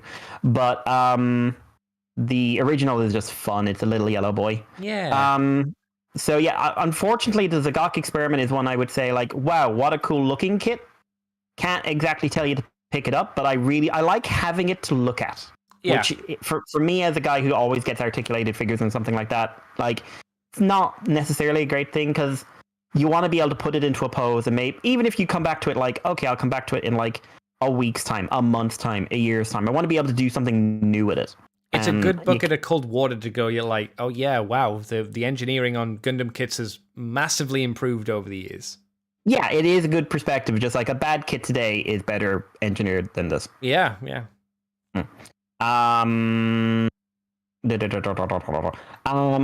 Didn't get anything else this week, but I have been watching a few shows. Geats has moved on to a new arc, the Yamato Games arc, which is basically the bad guys are in charge now. Oh my god! And it's doing some interesting things about the idea that they have their own personalities and stuff like that, which is cool. But it's just set up at the moment. New intro, which is actually quite fun. Ooh, but yeah, we're just waiting to see. Song as well, or just new visuals. New visuals. But yeah, I'm looking forward to seeing where this one goes. So it'll be interesting. It'll be interesting to see how this one plays out. Mm-hmm. But it's early days. It's early days. So wait and see. Is the plot on to move? Would you say? Yeah, we had a big reveal about Neon in this, Niago, so which obviously raises some questions itself. But yeah, character development's going around, and a bit more stuff going on with the supporters and whatnot. So what else did I watch? There was something today. I was remember to say this. I know I've forgotten to say this. No. What was it? Oh, yes. New Sentai started. Oh, okay. Oh, I saw the costumes for this. Costumes look not Sentai-y. No, the whole show feels almost. The whole well, there could be a reason for that. Oh. So King Oger, which is next Sentai following on from Dom Brothers. Dom Brothers was, for me, if you were very into Sentai, Dom Brothers was a very good experience. That was the one with the weird CGI characters, right? With the really long-limbed one and whatnot. It was this wacky inflatable arm waving two men kind of show, written by Inoue. And boy, howdy, did it spend as much time explaining things as he usually would. Oh, no. Why does this exist? Why not? Oh. Maybe you should tell me. It had some good designs but for me, it was one of those things that if you were super into your Sentai at the moment, oh my god, you loved it. As someone who largely has fallen out of Sentai because of how Sentai-y it can be in recent years. Yeah. I wasn't a fan. However, the new one, which was Osama Sentai King Oja, I always give the first episode a go, and I was pretty caught off guard. I have never seen in my life a TV toku that has spent this much money on special effects. Is that good? What do you say? It's all most of what you're seeing is CG. Apparently, what they used for backgrounds and stuff was the same LED technology they used for Mandalorian. Which was I don't ask me why they wanted that, but do you know basically the Garo movie, the good one, yes, the one that's in the fantasy world, the one that's actually not terrible, because most of the Garo movies are terrible, but it's and you know how it's all hey, it's you and the rest of the world is CG. Yeah, it's that, but on a TV budget. Except it's clearly they clearly put a lot more money into it than is normal. It's not set on Earth so far, anyway. It's set on an alternate reality place. Basic story is 2,000 years ago, a group and their god mech, as it's a god this time, or like Daijujin, god insect mecha, defeated the Bugnarok. Bugnarok. Like Ragnarok, but with bugs. Sure. Yeah. And their descendants divided themselves up into 5 kingdoms, who each one inherited like the power of one of the King Oger and one of the component pieces of the King Oger itself, which is the mech. Joined them and supports them. Like there's a mantis, there's a wasp, there's a butterfly, and what's the last one? Butterfly, mantis, wasp, and dragonfly. And then there was a 5th one who was a stag beetle who froze in the middle of the fight. Now there is a 5th kingdom with a 5th king, but they don't seem to demonstrate powers yet. Okay. So that's probably a 6th one that we'll get in the future, right? Well, okay, so that's it, I don't want to spoil too much of it, but it's complicated. But basically, there's a prophecy that the Bugnarok are coming back, and all the kings meet together, and they have to basically decide if they're going to work together. And then there's this one guy who seems to have no power, no like kingly stuff. He's just like a normal dude who's playing up the idea that he's an evil demon lord type character. But like, is this an isekai character? He does feel like he wandered out of a few of them because, like, he's like, "I'm evil. Allow me to help these small children evilly." And like he gets the red powers, and then he summons the beetle, and the beetle chooses him. And then there's a big mech fight, and then it's like the king wants his sword back, please, and his giant beetle. And he's like, "Nope. Okay, now you're a criminal, and we want to murder you." There's literally if we catch him, he is being put to death. It's written by one of the main secondary writers for Ex-Aid, and it is directed by one of the main common writer directors of recent years. He's done a fair bit of a lot of stuff. He also did a lot of the mech stuff in Ryu Soldier, and you could see some definite similarities in how the fights are structured, the mech fights. Okay. But the direction feels more writery to me. It definitely feels more writery. The writing feels very not modern Sentai. I guess, is that a benefit for you and I, but possibly a detriment for Sentai fans, potentially? Maybe. Because it feels more serious, for one thing. I think it's going to get plenty goofy. And also the structure is like Red's going to go through each episode picking up a partner. Feels Kyoryuger in that. I'm very curious to see how this one plays out. I would like to try Sentai again. Sentai is something that I grew up. Rider is something I feel grew with me. Sentai is something I grew out of. Yeah, but there are like three standouts, which are very good. But that's about it. Yeah, and I would like to give this one a chance. It's going down like an absolute storm. The mech fight is brilliant. And one thing about the mech fight, they're CG, but it's mostly a practical suit. So it's not like Dom Brothers used a lot of CG for the mech fights. It's like big mech fights, and like the control system for the mechs are a motion capture. It's a motion capture harness. Oh, interesting. Which apparently was developed in tandem with a motion capture company. But yeah, and the mech suit's interesting design. It's not my favorite thing, which is kind of like the red with like other guys' legs. Which is not my favorite version of doing, but it does look good, and it's and the mech fight is very good, and it's fun, and kind of got some creative stuff going on. I would honestly say, Andy, this is when I'd say give it a go, and see what you think.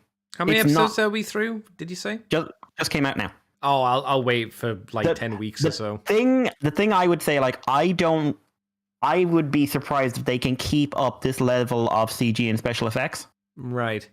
Because they are going to have to go for a year. I mean, that makes sense, because, I mean, usually with, like, Kamen Rider in general, it's like you get 2-3 episodes of, like, a super heavy CG monster. Like, remember Dinosaur Head thing from Double? From Double. I try not to. But... And there was the O's giant creature. Yeah. And like, then, like you say, they have to just pull it back. It's just like, we can't afford this. This is too much. But it's just on such a... I've never seen a TV toku that's done this. On this scale. It's I've never seen it before. Like, someone's going to say Ultra, but no, not in this scale. Ultra uses CG and stuff like that, but there's some outdoor shots, and then there's the suit. The suit fight is in like a medieval town. But oh no, what kind of medieval town? Western. Oh, thank God. But looks a bit Attack on Titan-y, and I would be shocked if Attack on Titan wasn't a bit of an inspiration for some of it. But yeah, it's an interesting one. It is an interesting one. I want to see if it keeps this up. I would rather, the way the story is structured, I would love if they never went to Earth. Oh, they don't need to for this story to work. And they do for the budget, though. They do for the budget. That's what I was going to say. Because I don't know how they're going to keep this up unless they've got a buttload of money. But yeah, it's interesting. And yeah, apart from that, it was Earthspark. So like I said, it is episodes 11 to 18. 17 and 18 are a two-parter. And yeah, so basic thing is it's the first 3 episodes are about the new Terran. So there's it goes hashtag Jawbreaker and then Nightshade. And then you've got, I had a list here. You've got an episode about Bumblebee and Breakdown. Then you have Bear episode. Then you got a Megatron episode, and then you have 2 episodes which are kind of focus on Bumblebee and the kids. Okay. Excuse me. But yeah, so the first 3 are really introducing the 3 new characters and what their personalities are like. It puts Twitch and Thrash in the mentor roles, which I find kind of interesting. Isn't it a bit soon for them to do that? Well, it basically turns them into Robbie and Mo, or what Robbie and Mo are supposed to be, which are the older brother and the older sister. Oh. Doesn't that make Robbie and Mo more redundant than they already were? Yeah, I was going to say, basically, Robbie and Mo were already redundant, and I really hit me why today, because, hey, kids in these things exist to be the kids, and then Transformers work against them, except now the Transformers are the kids. So why are Robbie and Mo there? They're just framing devices. They're just, like, they do have a couple of episodes in season 1, or in part 1, rather. But they're not developed as characters. Like, compared to, like, other like kid characters and more recent, like Sorry or the Prime Kids. Usually like human kids are the connection to Earth to help the how well this is done. The kids help the robots acclimate to Earth. Yeah, and whereas this is like they're getting the Twitch and Thrash and the Terrans are getting kid stories. And there's a very strong focus of them as kids who are learning lessons that kids need to learn. Do you think it was like one of those things where they were told by Hasbro, you have to have children in it? I don't know. There's such a strong family thing. I think there was always going to be like the family structure. Right. But maybe they had a larger role at one point. They do have a bit more to do in the 2-parter, but that's good. But yeah, like, so hashtag's episode involves her getting a new alt mode, and it's about setting up stuff with Ghost. So showing some more stuff with Ghost, and then it's about showing like kind of some of the more like world building stuff. Outtakes, which is Jawbreakers, it's got a found footage vibe to it, but it's mostly about the fact that he can't decide what his alt mode should be, and it's basically a like you don't have to. It's a self-identity. Like if I had to think of a theme through these episodes, it's self-identity and self-realization. Like again, like it is structured very much younger kids. What messages do we want you to know? You don't have to be like everyone else. You don't have to like grow up at the same speed everyone else grows up at. That kind of stuff. Then Nightshades is the Tarantulas episode. And it's about, again, kind of following some of that same stuff, but it's mostly about Tarantulas, to be honest. That's good. He's very different. I'm not sure how I feel about his voice, because it's actually a good performance, but it's one of the Game of Thrones British guys. It's the guy who got his balls cut off. Oh, really? Yeah, and Theon, sometimes Theon Greyjoy. Yeah. Sometimes it's actually a really good performance, I think, and sometimes it just sounds a bit too British. But it's definitely not like traditional Tarantulas that we know. No, like he's not characterized like traditional Tarantulas either, but it is tying into some of the themes that are like one of the more interesting side, which is like it's not maybe having a badge doesn't tell you whether or not you're a good or a bad person, you know? Okay. TF Mike says that it's Alfie Allen who does the voice of Tarantulas. Yeah. The guy who got his balls cut off. Oh. At least he didn't fuck a pie. At least he didn't fuck a pie. No, but he did watch his sister get raped, or his stepsister, or whatever the fuck. I don't like Game of Thrones. The next episode is the Bumblebee and Breakdown, who were like the best buds before the war, and Breakdown's quite like, again, Breakdown's like not your traditional Decepticon in this. Very well voiced, Roger Craig Smith, like very, very talented long-term voice actor. Bare Necessities is Mother's Day, but with a bear. Warzone is giving a little bit of backstory about Megatron, but it's mostly about what Megatron wants the next generation to learn. To kill everybody? Kind of like, don't do that. Oh. That's the big message. Don't be a dick. Oh. That is Megatron's great story. Don't be a dick. Learn from me. Don't be a douche canoe. Oh. Yeah, that is it. A bit of world building as well in that, and Shockwave's in that one. And then Home, which is kind of showing how people regard Transformers. It's pretty strongly suggested like Transformers on some level are just part of the world now. It's not. I think they needed to have set that up sooner, but it also touches on stuff like racism and stuff like that. But it's also about bringing in more ghost stuff and bringing back Mandroid and Grimlock's in this one. And it's probably the most. So if I had to pick the ones that are most like traditional Transformers-y ones, episode 11, the hashtag one. I think the Tarantulas one hits a lot of traditional ones. The Breakdown one, while it's mostly about Breakdown as a character, Breakdown and Bumblebee, it is still pretty traditional. And then the Home, the two-parter. Warzone is pretty non-traditional. Bare Necessity is non-traditional, and Outtakes is non-traditional. Okay. If I had to rate the episodes, I'd say Bare Necessities is the worst by far. It sets up something that probably should be important going forward, but it doesn't feel it. Do you think it's something that they could have set up without having to have a bad episode surrounding it? Yes, and in fact, it's something that should have been set up way earlier. I'd say Warzone has a really good performance from Megatron. It's just a lot of the stuff in there feels like there's a literal repeat of the same scene twice, the same flashback twice, which I think is kind of criminal. In the same episode, beat for beat. Starscream shows up in that one as well, so you do hear a bit of Steve Blum, and it is very prime. It is very, very prime. Makes sense. He has blue eyes. But he also had red eyes. He did, but he's in two scenes in this, and then but once he's blue eyes, and it's weird. Is there a reason for that? I don't know. Maybe they're going to have Starscream's actually not that bad, but it's still weird. He's blue eyes, and it's weird. Oh. I don't know. Of all the things in this show, I find hardest to accept. It's Starscream with blue eyes. Yeah, I liked the Jawbreaker episode because it was a low-key kind of character-driven one, and I do think I like the message from it. I like the Tarantulas one, although it is so non-traditional Tarantulas. I like the Breakdown one. I wanted to like Warzone more. I wanted to like Bare Necessities. Not at all. Hashtag I ended up liking, but I didn't necessarily want to like it.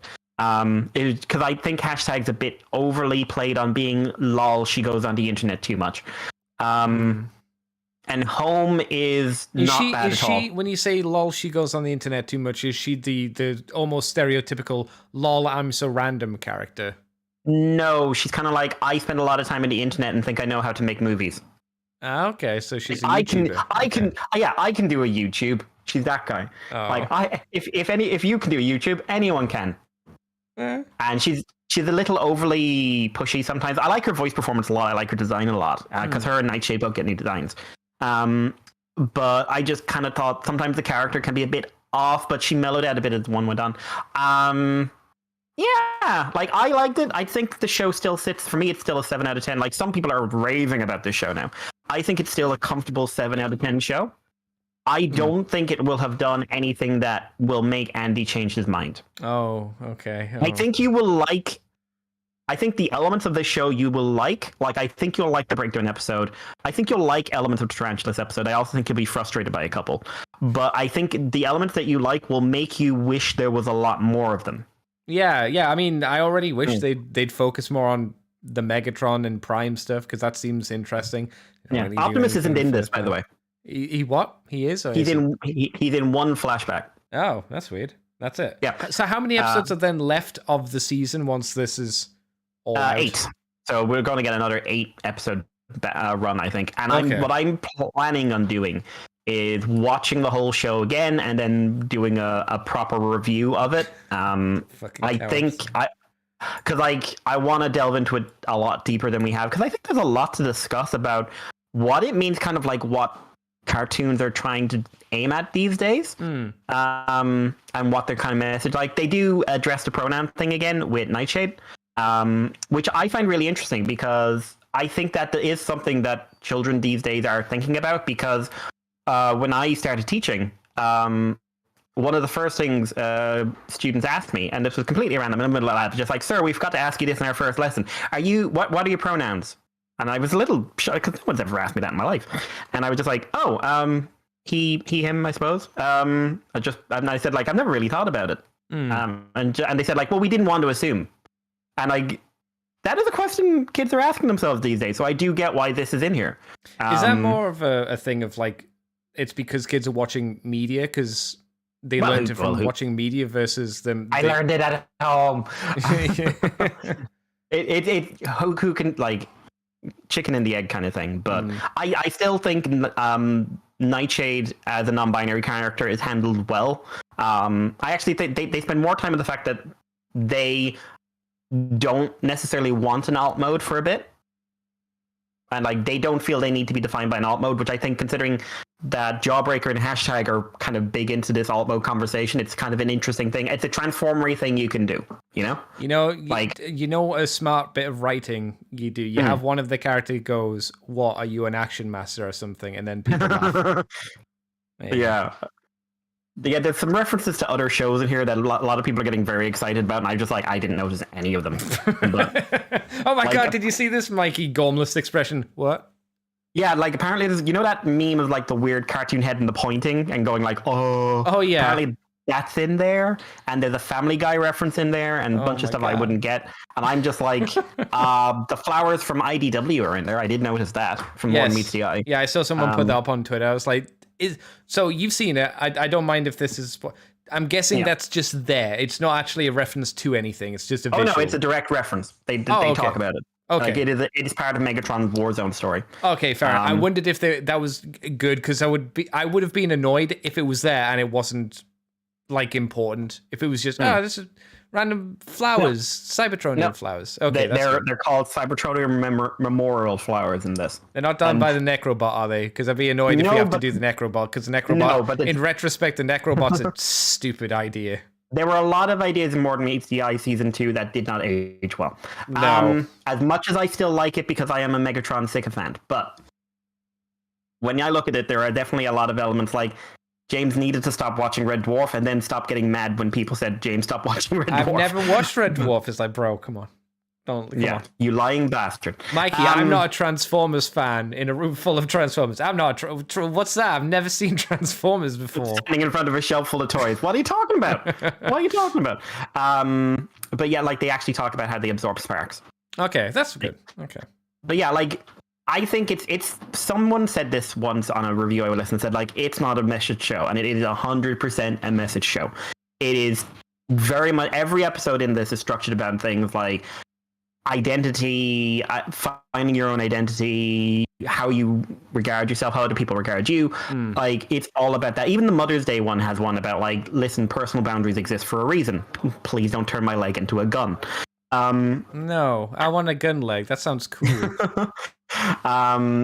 But yeah, like things like Nightshade, I think, are done better than they are in a lot of shows, if I'm completely honest, because I have watched this as animation has moved more towards talking about diversity and things like being transgender or being non-binary and all this jazz. But I think this does it fairly well, because it's not. Sometimes shows stop and when they talk about this, they stop and have a big sign saying, "This character is this. Here is their label. Here is their thing. Let's look at this for like 5 seconds every time." This is just kind of like, yeah, fine, Nightshade, they, them, moving on. Like, Nightshade's very much more defined by the fact that they're like a scientist type than anything else, you know? Which I like more. I don't like their alt mode, because it looks weird. Is that the SUV van with a radar dish on the back? No, that's hashtag he's the, or she, or they, sorry, right. They are the owl. Oh, okay. But So they're an owl, and it's not a nice looking owl. I don't care if a hawk owl is a It's real just bird. a hawk owl. Doesn't look like a hawk owl. It looks like a weird eagle owl. But I actually think about it, I didn't think I'd like Nightshade very much, but they grew on me. I tell you what I find disappointing about the visuals from what I remember from the preview and what it looks like here. It looks like they're all the same color. In the proto form, they are. Did they get some actual color to them? Well, like hashtags purple, Nightshade is green. So they do get different color. It's not like bright shades or anything like that, but they do have more going on. Yeah, so because it looks like they're not as vibrant. Say it's like Bumblebee versus Prime versus no. They're not. Twitch and Thrash stand out better, and Jawbreaker hasn't got a new form yet, so we don't know. Okay. Like I said, I'm pretty sure the whole dinosaur episode is going to be about him. TF Mike was hoping that Greg Berg would be Grimlock. I was not. If I'm completely honest, has he become your Peter? Well, has he become Peter Cullen in a way? You want something? You want something new? I want something new because last time we had him, he was great. I think he can still bring his A game. Fall of Cybertron, I thought was a fantastic iteration of the character, but I'm just we've moved on in my mind from G1 actors playing G1 characters because they're not G1 characters anymore. Because I don't think Keith David Grimlock is going to be written like G1 Grimlock. And I'm like Frank Welker. I adore Frank Welker. I think he killed it as Prime Megatron. Yeah, he killed it to a degree that made Peter Cullen look a little shit. But I don't want him as this Megatron because it wouldn't work. It wouldn't work. No. This is, in fact, I think Rory McCann's Megatron would make a great More Than Meets the Eye Megatron, which is a voice I think a lot of people have been trying to pin down for a long time. I can see that. Yeah. Yeah. Yeah. I don't know if you wanted to do earlier IDW Megatron, maybe just he changed his voice when he became an Autobot. It was part of the game. It's just one of those things. It's just like when you go to a new series, you get a different voice actor. It doesn't need to be consistent. I mean, the writing styles between the beginning of IDW and the end of IDW is so very different. Who fucking cares? So very, very different. But yeah, I'm enjoying it. I want to see more. I am curious to see what direction this is really going to go. But like I said, I don't think, Andy, your opinion of this show is going to be changed. Okay. I think that's a shame. I think I think you'll like Breakdown. I think you'll like Tarantulas. Mm-hmm. I think you'll like the visual of when Tarantula speaks. So you have little mandibles, and do they go? Yeah, that's cool. But they all move in once. They all move at once when he's speaking. It's kind of cool. That's very good bit of animation. That's very cool. Then I like the idea of that. I'm sure I'll like it when I see it too. Yeah. Visually, I think you'll like this a lot more for the Transformers. Okay. They all move. Nightshade, for as much as I don't like their alt mode, the powers of the alt mode are pretty cool. Okay. And yeah, and like I said, there's more world building with Ghost and Breakdown. I really like Breakdown. I really, really, really like Breakdown. Unambiguously like. And I kind of like that Megatron is the main legacy character. Really, him and Bumblebee are the two main legacy characters, and Optimus is just kind of he'll show up when he's needed. Would the series be better if Prime wasn't in it? And it was just Megatron working with these guys, and then Prime came into the show later. I think because then you'd have direct conflict with the Decepticons all the time. That would be possible, but I think Megatron plays off too well with Prime. Right. Okay. Because his most interesting stuff in the first part was him basically pushing back against what Optimus is allowing to happen. Yep. Yeah. And also, I do like Alan Tudyk's Optimus Prime. I'm not saying he's bad. No. This is what if Optimus was a human being? Yes. Yeah. The reason I bring that up is just to try and crowbar out the need for Optimus Prime and potentially Bumblebee to be there all the time. Yeah, and it's which these are nice iterations. Had issues with, honestly.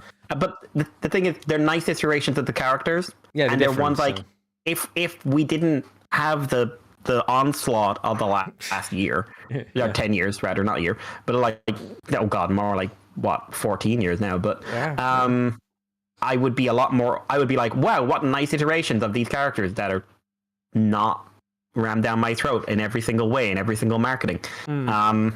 And yet it says so much. Megatron always I've always got time for a Megatron because they've always made him a bit different in every one. Oddly enough, yeah. Maybe because he's the villain, they feel they're a bit more, he's a bit more malleable, where Prime has to be a very specific type of hero because of the movies, and they had to mold him into that shape. Same for Bumblebee. He had to not talk. Yeah. That's why Cyberverse was so fucking annoying in season 1. Yeah. I love that it annoyed the writers as well. It's just like, we don't want to do it. It's fucking stupid. Just make your main character not talk. That's dumb. And so that's where they came up with the idea of like the brain scenes and that, because they said like, well, we'll just spend time in his brain and it'll talk normally. It'll be fine. Fuck you, Hasbro. Yeah, and then Hasbro kind of took went, well, we're doing other projects now, and they went, and in season 2 he gets fixed off screen, and we never talk about it again. We never tell Hasbro, and everything's okay. But yeah, do you know what I'm really curious about? This show is, in terms of like good guy, bad guy stuff, this show is doing so much different. I would be curious to see what the knock-on effect of it, if it gets popular enough. Did Cyberverse? Well, no, but Cyberverse was so low-key and so low budget in comparison. It didn't have the kind of push that this show is getting, because this show is like getting Prime levels of pushing. It doesn't have a Prime budget, but it's getting the same kind of push that Prime got from Is that just because it's on an actual channel? It's on Nickelodeon? I think that has a lot to do with it. And Paramount Plus is a new streaming service, so they want to draw people to that. Yeah, okay. Yeah, makes sense. So yeah. Marketing, who knew? It can help. Marketing. Yeah. But yeah. Keep an eye out, I would say. Yeah. I mean, I'm going to watch it when they become available to me, I'll say. Yes. But yes. Hey, I won't give you my sister's login. So no, that's fine. I don't. You can't use the technically legal, but maybe morally dubious way I did it, but which is technically legal. So shut up. It's within the family. It's fine. I mean, I didn't, but I'm not using. It's been paid for. Yeah, that's true. And I'm going to watch it again in a week or two to make sure that I get the UK algorithm bumped up. But yeah, Andy, what about you? Well, I finished off watching my bi-yearly, I suppose, watch of DS9. Very good. Still very good. I know you watch it a lot. Bi-yearly? Yeah, it's probably like twice, every 2 years I probably watch it. I thought you meant like twice a year. Oh God, no, I don't. That's a lot of episodes to watch, and yeah, that would probably fill up the year. No, like I usually watch it every 2 years or so. I reckon. I would probably try yearly for Babylon 5. I would imagine as well, something like that. Still very good. DS9, still like it. Still has some episodes where I'm like, nope, not going to watch that. Like the Molly episode where she falls through the time portal and comes back as a cave woman. Yeah, that was bad. Yeah, no thanks. I'm good. Any episode with Keiko, I'll skip as well. Because Keiko gets possessed in 2 separate episodes. It's like, oh, for God's sake, Keiko. Jesus Christ. But I still love it. I see the reviews for Picard Season 3 are still very good. I don't know if because like... No, they're actually from the people that hate all the other Star Trek and have hated them and have said vocally how much the other Star Treks have been bad and have never changed their opinion on it. They're saying this one is actually decent. It's not like amazing, but it's decent. Because I know the showrunner is changed, and I know the writer is changed, and like basically Akiva Goldsmith's not writing, and like Kurtzman was the showrunner, and then someone else came in as well, and basically like no, it's just one person and one main writer, and they're kind of guiding everyone else. And it's someone who actually likes Star Trek who's doing it for a change as well. Yeah, it seems to be like it's someone like I have actually seen it. Well, it's rather than I actually hate Star Trek and don't want to make a Star Trek show. Yeah, or hi, none of us have written anything before. This is a guy who actually seems to actually give a shit, which is nice. There are references in there. Worf gives a rundown of like a list of things, and it's like there's a reference to a thing I love. There's a reference to a thing like I love.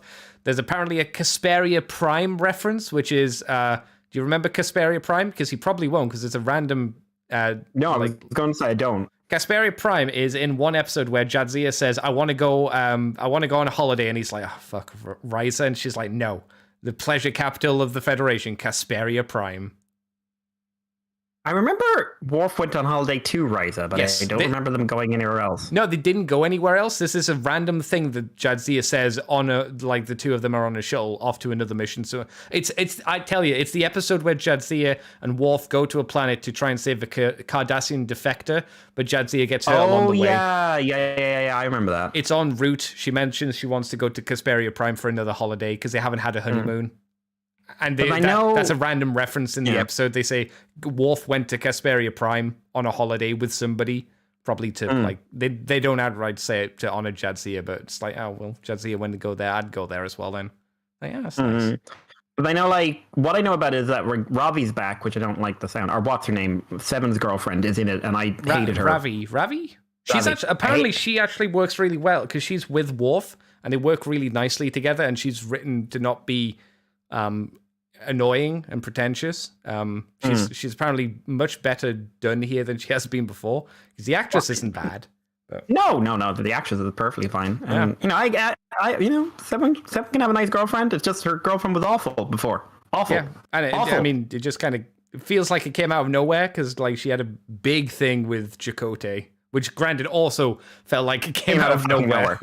Came out of fucking nowhere. It did. So I really don't mind it, but I'm also like, it was fucking stupid that it was dumb. Basically, it was dumb. Chakotay was dumb, but just wordlessly dumping Chakotay without actually dealing with it is also dumb. Yeah. But if you're going to have her like date someone, could they not be an asshole? Was my whole thing. Yeah. Just like, I'm going to strangle you. I'm going to choke you because I'm angry. Oh. But no, this is apparently Jonathan Frakes is really good in it. And the people who have seen it, who are saying good things about it, have actually seen the entire thing. And they say that we're not going to obviously spoil it. But it gets better from episode 3. And episode 3 is still a very good episode. So it's like, well. Okay. Because like, I've still got more of Strange New Worlds to go through. I don't hear good things about Strange New Worlds. I thought Strange New Worlds was the one everyone liked.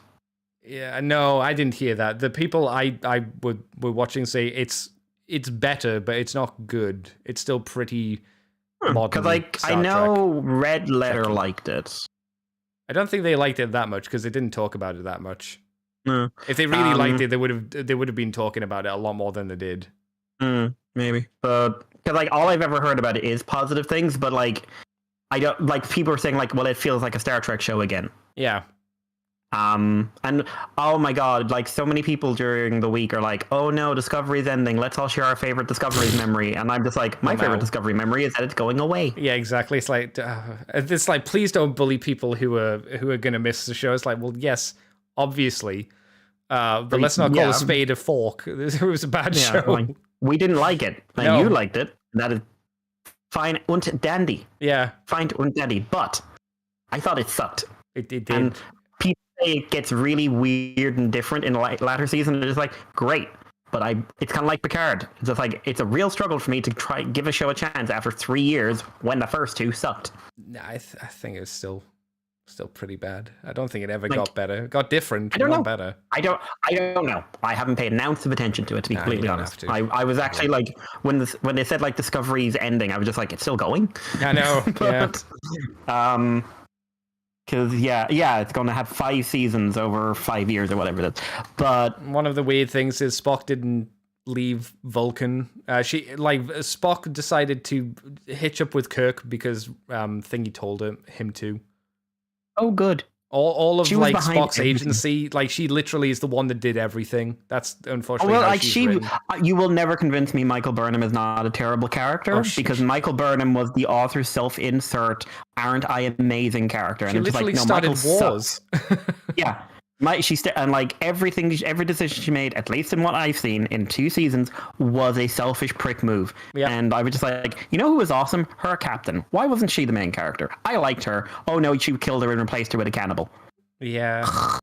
Also, now there's time traveling Klingons because of this is magical albino Klingon. That's cool.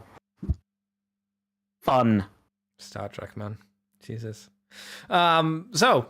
As I was saying, DS9 is done. That was good. Yeah. I decided for just some fun times just to watch more than Meets the Eye episodes 1, 2, and 3. Like, oh yeah, quite fun. You know, there's not much to it. There's not much character, but there's always something happening.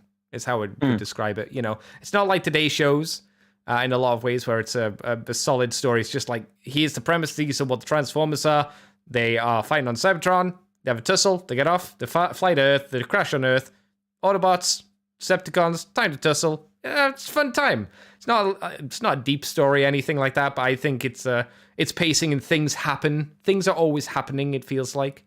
Though obviously I am biased because I enjoyed it as a kid and I'm an adult and I still enjoy it now. But yeah, I still think it's kind of fun.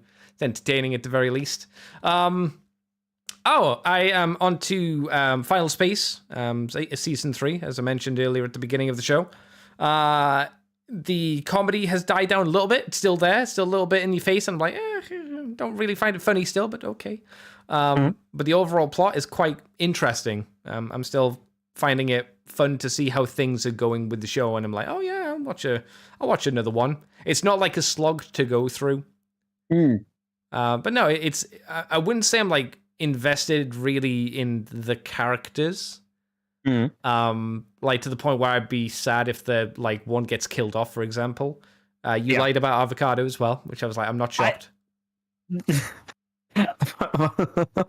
you said Avocado wasn't coming back, and it's like, he did. And to be fair, he wasn't planned to come back at the time. He only came back because middle way through basically season 2 has more executive influence than the other two seasons. Okay. Basically, they were hands off with season 1. They wanted more gross out comedy, and they wanted a bit like, we want to bring back this character. And then season 3, they were hands off again. Okay. So like season 3 takes the turn, and obviously it's a lot more permanent because the show got fucking cancelled. But yeah, so Avocado only came back. He was never planned to come back. He came back because executives said so. I mean, that's fine. Like I say, I wasn't shocked that he came back, because as soon as I think I mentioned even last week, it's like as soon as he introduced time travel, it's like there's always a way out for a writer. It's like a really shitty trapdoor, not like a smart one that J. Michael Straczynski did in Babylon 5. Just like, bring him back. We'll save him. We'll just swap him with Gary for a bit. That's fine. Yeah. It's like I say, it's entertaining enough. I tell you what, I do want to do when I get what I'm going to do for Star Trek, my plan is to wait till it's nearly all out and then use my free Prime trial. Then I can watch it all in one blob. That's my go. That's how I'm going to play the system, and not illegally like Mikey, obviously. I'm just not playing this game now because I'm on the technical side of the law, and the technical side of the law is the best side of the law. Oh my god. The only other thing I did was I got a game called Phantom Brigade, which is a mech turn-based sort of game, almost real action. You have the ability to look 5 seconds into the future and kind of plan your moves out according to that using a timeline. Very much like a video editor in some ways. It's quite an interesting battle system. Things move quickly. You destroy enemy mechs, you pick up the parts, you build up your mechs, kind of mech warrior Battletech styled. It's interesting. I've got a clip of the trailer on screen so you can kind of see what's going on. It's pretty interesting. It's a fun game. The story's not crazy. You're in an undisclosed country. Enemies invade. You got to fight back. That's it. It's fun. I'm enjoying it. I like my big robot mech games. I like turn-based. This has some interesting elements. Getting the melee to work is a little bit frustrating, just because it's hard to explain unless I had it in game and could show you. But yeah, the melee is frustrating, and I hope they tweak that. This has been on early access on the Epic Games Store for the longest time, and it's came out fully now. We're on version 1.0 now, and it's on Steam, so they're going to obviously keep updating, keep making it better as they go along. It seems to be quite fun. It's cheap at the moment. Cheapish, for the most part. Phantom Brigade. And that's it. I think that's it. I haven't got really anything cool apart from like crack filler for the walls, not like actually crack cocaine. Like I got cracks in the ceiling, so I had to get goo to fill it in with, so that's not... Stop headbutting the ceiling, Andy. Yeah, it's just Holmes being old. Old and cracky like me. But yeah, I don't unless anybody has any questions, I'll ask. I have one. Oh shit, you've got a question? Okay, hang on. Mr. White sent us a message. At this point, I wish they'd write and peer review the first 2 seasons of scripts for every Trek series. Work out characters that have depth and weight and history, and then use a third scripted series to, as the first episode of a filmed series. Oh. It's an interesting idea. That sounds like too much planning that Hollywood wouldn't want to do. Kurtzman doesn't want that. Kurtzman wants awkward social commentary that is badly handled and does not get the message across, and means that people are missing your message because they're just focusing on the fact that you just made someone say the word fuck. Could be worse. It could be just a fucking mystery box forever and ever and ever. Fucking JJ. God damn. Terrible. Sorry, you were saying, Mikey, you have the question. Yeah, it's from Picky Beeves. Hello, Picky Beeves. Hello. I thought you said Peekaboo. I was like, well, God damn, that'd be amazing. Oh, no, I'm sad now. I know, right? She's Made done. me sad. Yeah. That's a sad scenario. Anyway, it is. I like Peekaboo. Yeah, people sometimes don't get what they deserve. They get bad things because the internet's full of pricks. But anyway, that is not a topic I really want to get into because it is a much more complicated topic. We've already talked about it, so yeah. we've already done it. Someone asked us once, actually. Yeah, last week or something. So Picky Peeve, back with stuff that the slim minority of the audience is here for, and a lot of it isn't related to Transformers. That's fine. What a shock. Mikey's mentioned before about wanting to do a paper on the weirdness of the paleo community. Are there any other sociological topics surrounding this interesting field you'd like to have studied? I had an idea a couple of years ago that it'd be interesting to see people's preconceptions on the concept of feathered dinosaurs. Andy, put in your line. Oh, they ruined them. Don't ruin dinosaurs. They were cool without them. They look better. And any negativity towards it for some kind of patriarchal idea of dinosaurs, paragons of masculinity that are being made effeminate by having feathers, which would immediately be difficult to study when it's so subconscious. You know what's weird? This is a conversation I've had. You got me. The reason I don't like feathered dinosaurs is because they emasculate me. This is an idea that has been going around. Really? I just don't think they look as cool. They don't look as neat. Another idea was something looking at how paleo art, regardless of medium, is still works of fiction and speculation at its core. Don't tell paleo artists that, they get very angry. And like Prehistoric Planet, even with all the research that went into it, is still a scripted show and not an actual wildlife documentary.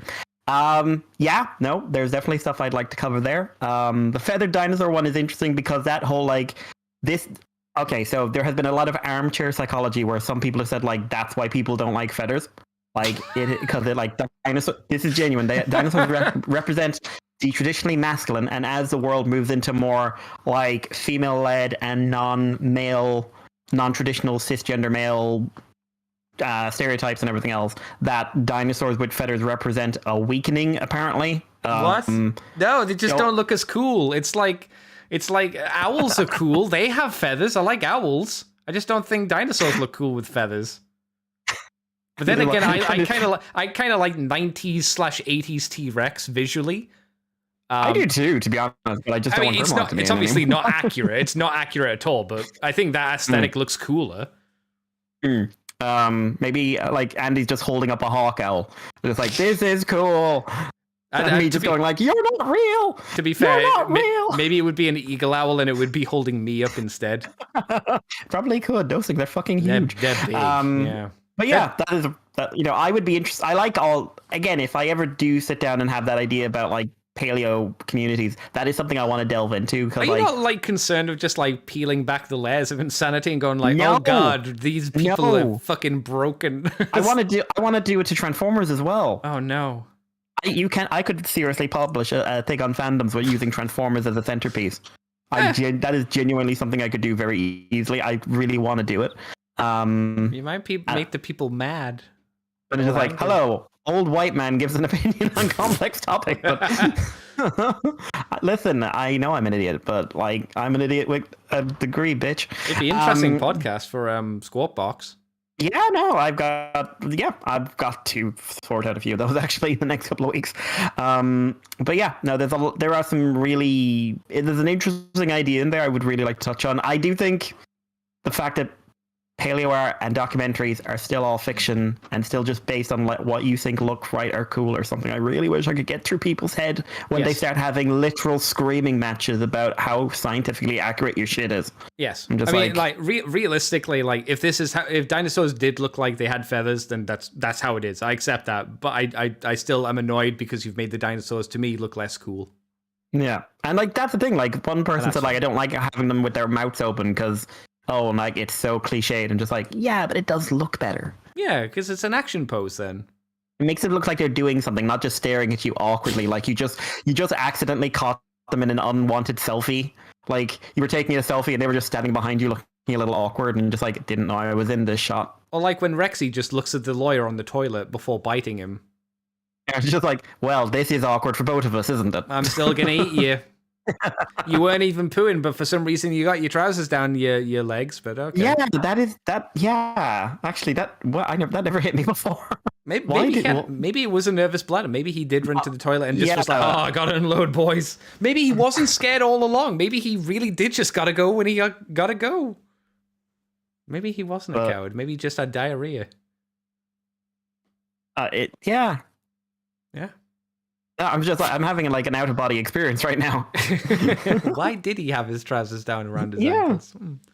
But yeah, getting a bit more related to Transformers, are there any sorts of dinosaur adjacent stories you think could be cool that haven't been touched on? I've been toying with the idea of someone going into the semiotics of dinosaurs, like academic and cultural definition of the word.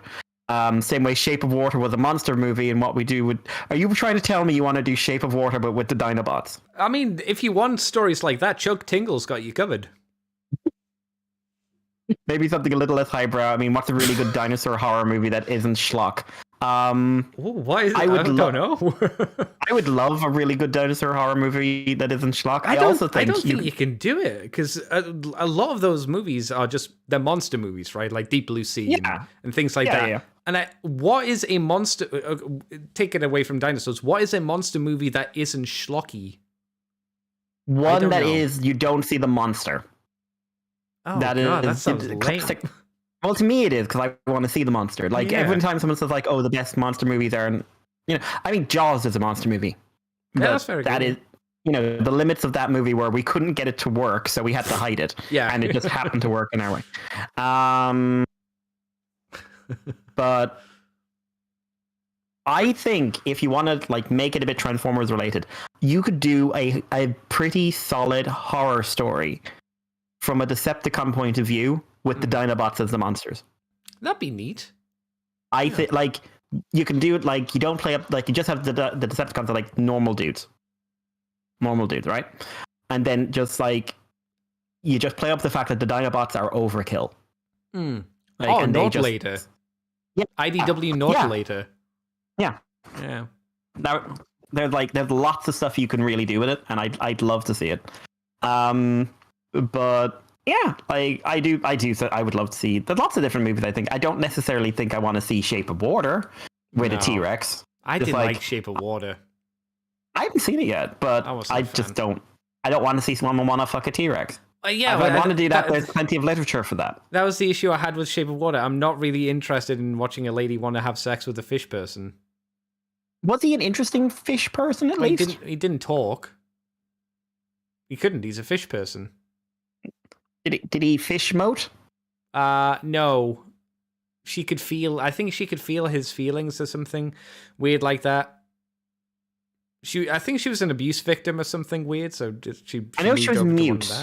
Oh, that was it. No, she was abused as well. I'm sure. Yeah. Oh, I don't know. I'm pretty sure she was. But yeah, it was one of those things where it was like, it felt like a weird Twilight movie more than anything else. Like, oh, I want to have sex with a fish person. It's like, oh, I mean, okay. Everyone's got the thing. Yeah. Mikey with a judgmental, like, yeah. This is why you couldn't be a psychologist, Mikey, or a therapist. You'd be too judgmental. I mean, I'm not judgmental. Your yes says so much, Mikey. I'm not judgmental. I'm factual. It's just like, don't fuck a fish. But want to fuck a fish? Yeah, it raises questions about you as a human being. Yeah. Well, if you want to fuck a T-Rex, it raises questions about you as a human being. Yeah. The logistics alone.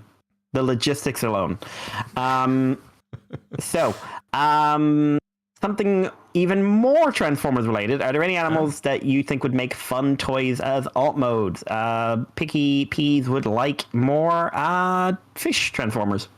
I think fish ones are hard to do, right? Yeah, well, like sharks are the easiest ones, but they give a list of like prehistoric fish, but no one here will know what a Stegocanthus is, so I'm not having that conversation. Okay.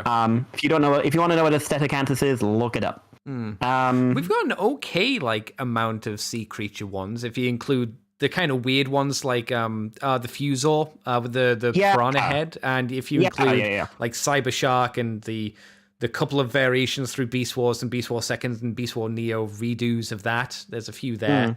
I think you could have some more. I think you could definitely do some more, like even just modern fish. Like, okay, this one's a manta ray. This, like, you know, here's a depth charge. Yeah.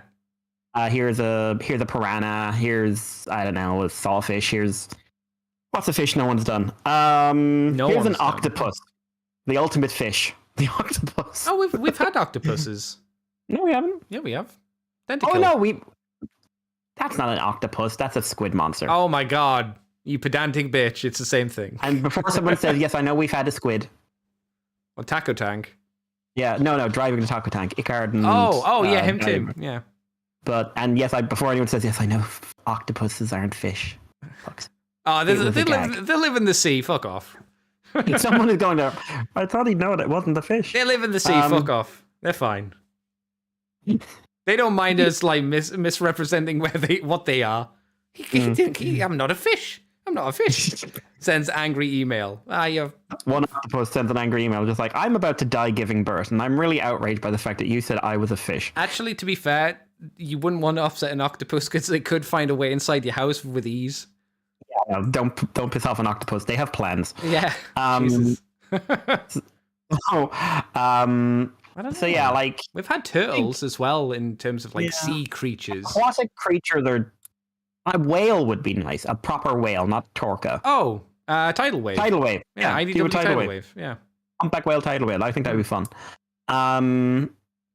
But yeah, aquatic animals would be fun, I think, in general. But they are, again, like a seal. Give me a leopard seal. Give me a leopard seal Decepticon. That'd be an oak. No, whenever I think of a seal, I think they're like, because of Twitter, they're just water dogs. So they're like, it's a maximal water dog.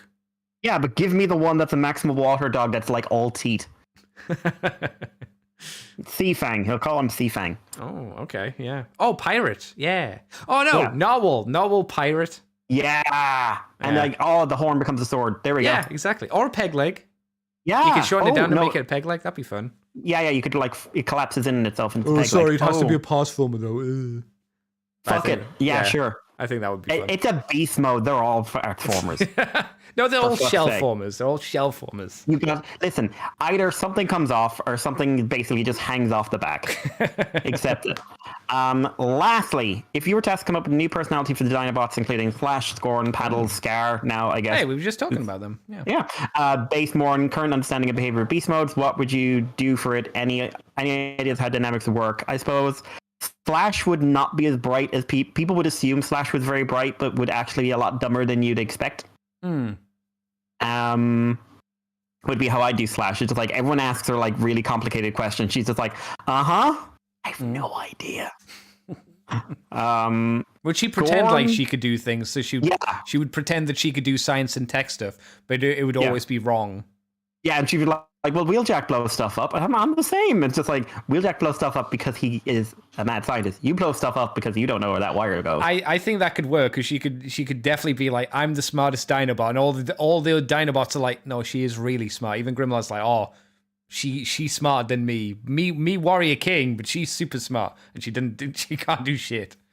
Like you say, everything ends in an explosion, so the Dinobots are happy. That could work easily. They're like, oh, I'm demolition expert. What do? I try and fix things, and it never works. It never works. They think I'm an engineer. Yeah. I'm not an engineer. Yeah. I'm an architect. It's like, oh God, how are you this bad? I don't know. You need an episode where she's like, I grab someone by the shoulder. I have no idea what I'm doing. Help me. They don't listen. And I don't know. I just don't know. What would you do for Scorn? I'd have Scorn be really lazy. Scorn the Spinosaurus, right? Yeah, just kind of hangs around, moves the minimum amount of distance it has to, because listen, my food's over there. I don't really care that much. I'm I don't have to go that far. I'll just stand here for a while. But, he's hard to motivate. He's kind of just a lazy dick. He's just, oh, fine, I'll go. And then when he does go, it's like, oh God, oh no, he's killed so many people. Oh god. And then he goes back and just like, oh, that was such an effort.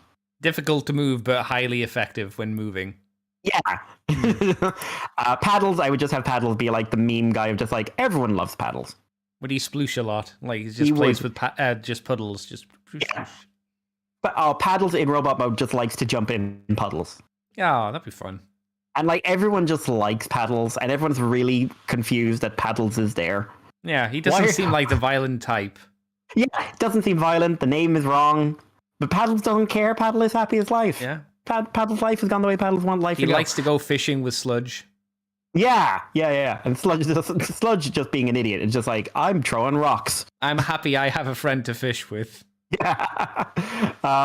What could Scar be? Like Scar Which one's like Scar again? Scar's the Ankylosaurus and the one who got like eaten in the comic and didn't have a personality for 5 seconds. He was a medic. He was down as the medic.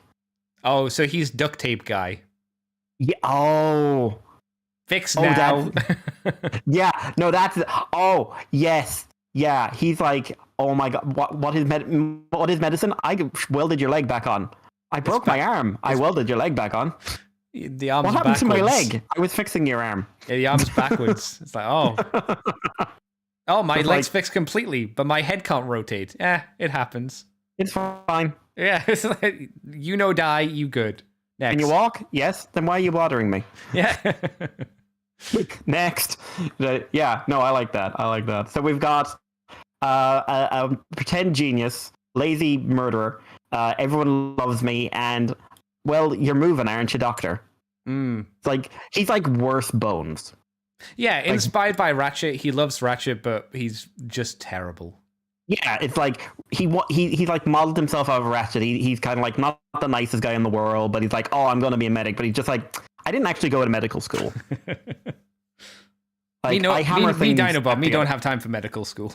Yeah, just like he just holds up a doctor, and it's just like it's written in pen. It's just like Scar, I'm medic. I'm doctor. Scar, PhD. Don't know what that means. It's a golden sticker and it just has a Grimlock face on it. See? Yeah, Grimlock and he's just got a approved. gold star. Yeah. That's it. Oh, they all need to have gold stars. These are the backup. There's a reason these are the backup guys. Yeah, because they're not the first stringers. Like somehow Sludge is better than them, so that's Yeah. It's like Sludge does the destruction job better, and he's more proactive than Scorn. Flash is too important to bring to. Flash is too important for the science. You can't bring poor science Flash. Paddles you don't want there because you're just concerned. You're like, oh no, don't hurt him. Yeah, every time someone shoots Paddles, Grimlock like eats them. Yeah, his eyes go red just like in the Earthspark show. Yeah. And Scar is just like, no, like even the Dinobots have figured out like we'd rather Ratchet treated us. Yes. It's nothing personal. Yeah, we just want to live. There you go. Yeah, I think that works. Yeah. Yeah, thank you again, Picky Peeves. Always appreciate the questions. Very, very interesting. Hopefully, they're quite are fun little having a great day. questions. I like them. I love Picky Peeves questions. Like they get my brain going. And yeah, like there is so much weird shit you can do with the paleo community at the moment. It's like, and like you said, like it's very easy to transfer to Transformers and Squawk Box. Yeah, I'm sure. Like, yeah. I mean, like that idea just being used for any fandom could be quite interesting. Of like, hey, some people take their Transformers art really fucking seriously and their Transformers headcanon really fucking seriously and get really annoyed if you say, but that didn't happen. And they look at you and just like, kill him. I will eat your liver with a side of Chianti. Yeah. And it's just like, but it didn't happen. But I wanted it to happen. Yeah, that's the thing. It's like, I wanted it to happen. It's like, okay. Starscream as a hero. Starscream as the abuse victim in abusive relationships is something that people have latched onto in the fandom. And the thing is, he's a monster. I mean, Starscream's a hero sort of in Armada. Yeah, which was the only time he was an abuse victim, and they actually made it a thing. Yeah. But it's always like, it's not that he's an abuse victim and he's a terrible person. It's that he's an abuse victim and the person abusing him is a terrible person. Just like, that doesn't make him good. No, it's fine. And I want to see I want to see that. I want to see a story that deals with the fact, like, hey, Starscream, you know how you were abused by Megatron? Yeah? Doesn't give me an excuse. You're still bad. No. You still suck. But, like, the fact it's so ingrained in fandom, and, like, there is just such a wide stretch of the fandom for that. That is their Starscream. So, like, it's something I think that's worth delving into. But, like, there's a Squawk Box. Fanon versus Canon. Oh, that's not a bad title either, to be fair. Yeah. We have a few messages in the chat from TF Mike. I triple dog dare you to write that Transformers paper, Mikey. This is obviously from a while ago. I'll even publish it on my own website. There you go. I'll do it. Mr. White says Carnivore ? It's very schlocky though. That's a horror movie. Yeah. Oh, you know it. Yeah. Oh, yeah. No. Yeah. Baby. Secret of the Lost Legend. Horrific, but for tacky reasons. Again, I haven't heard of that one. Oh my god, that is a classic. Oh, you know it? No. Oh yeah.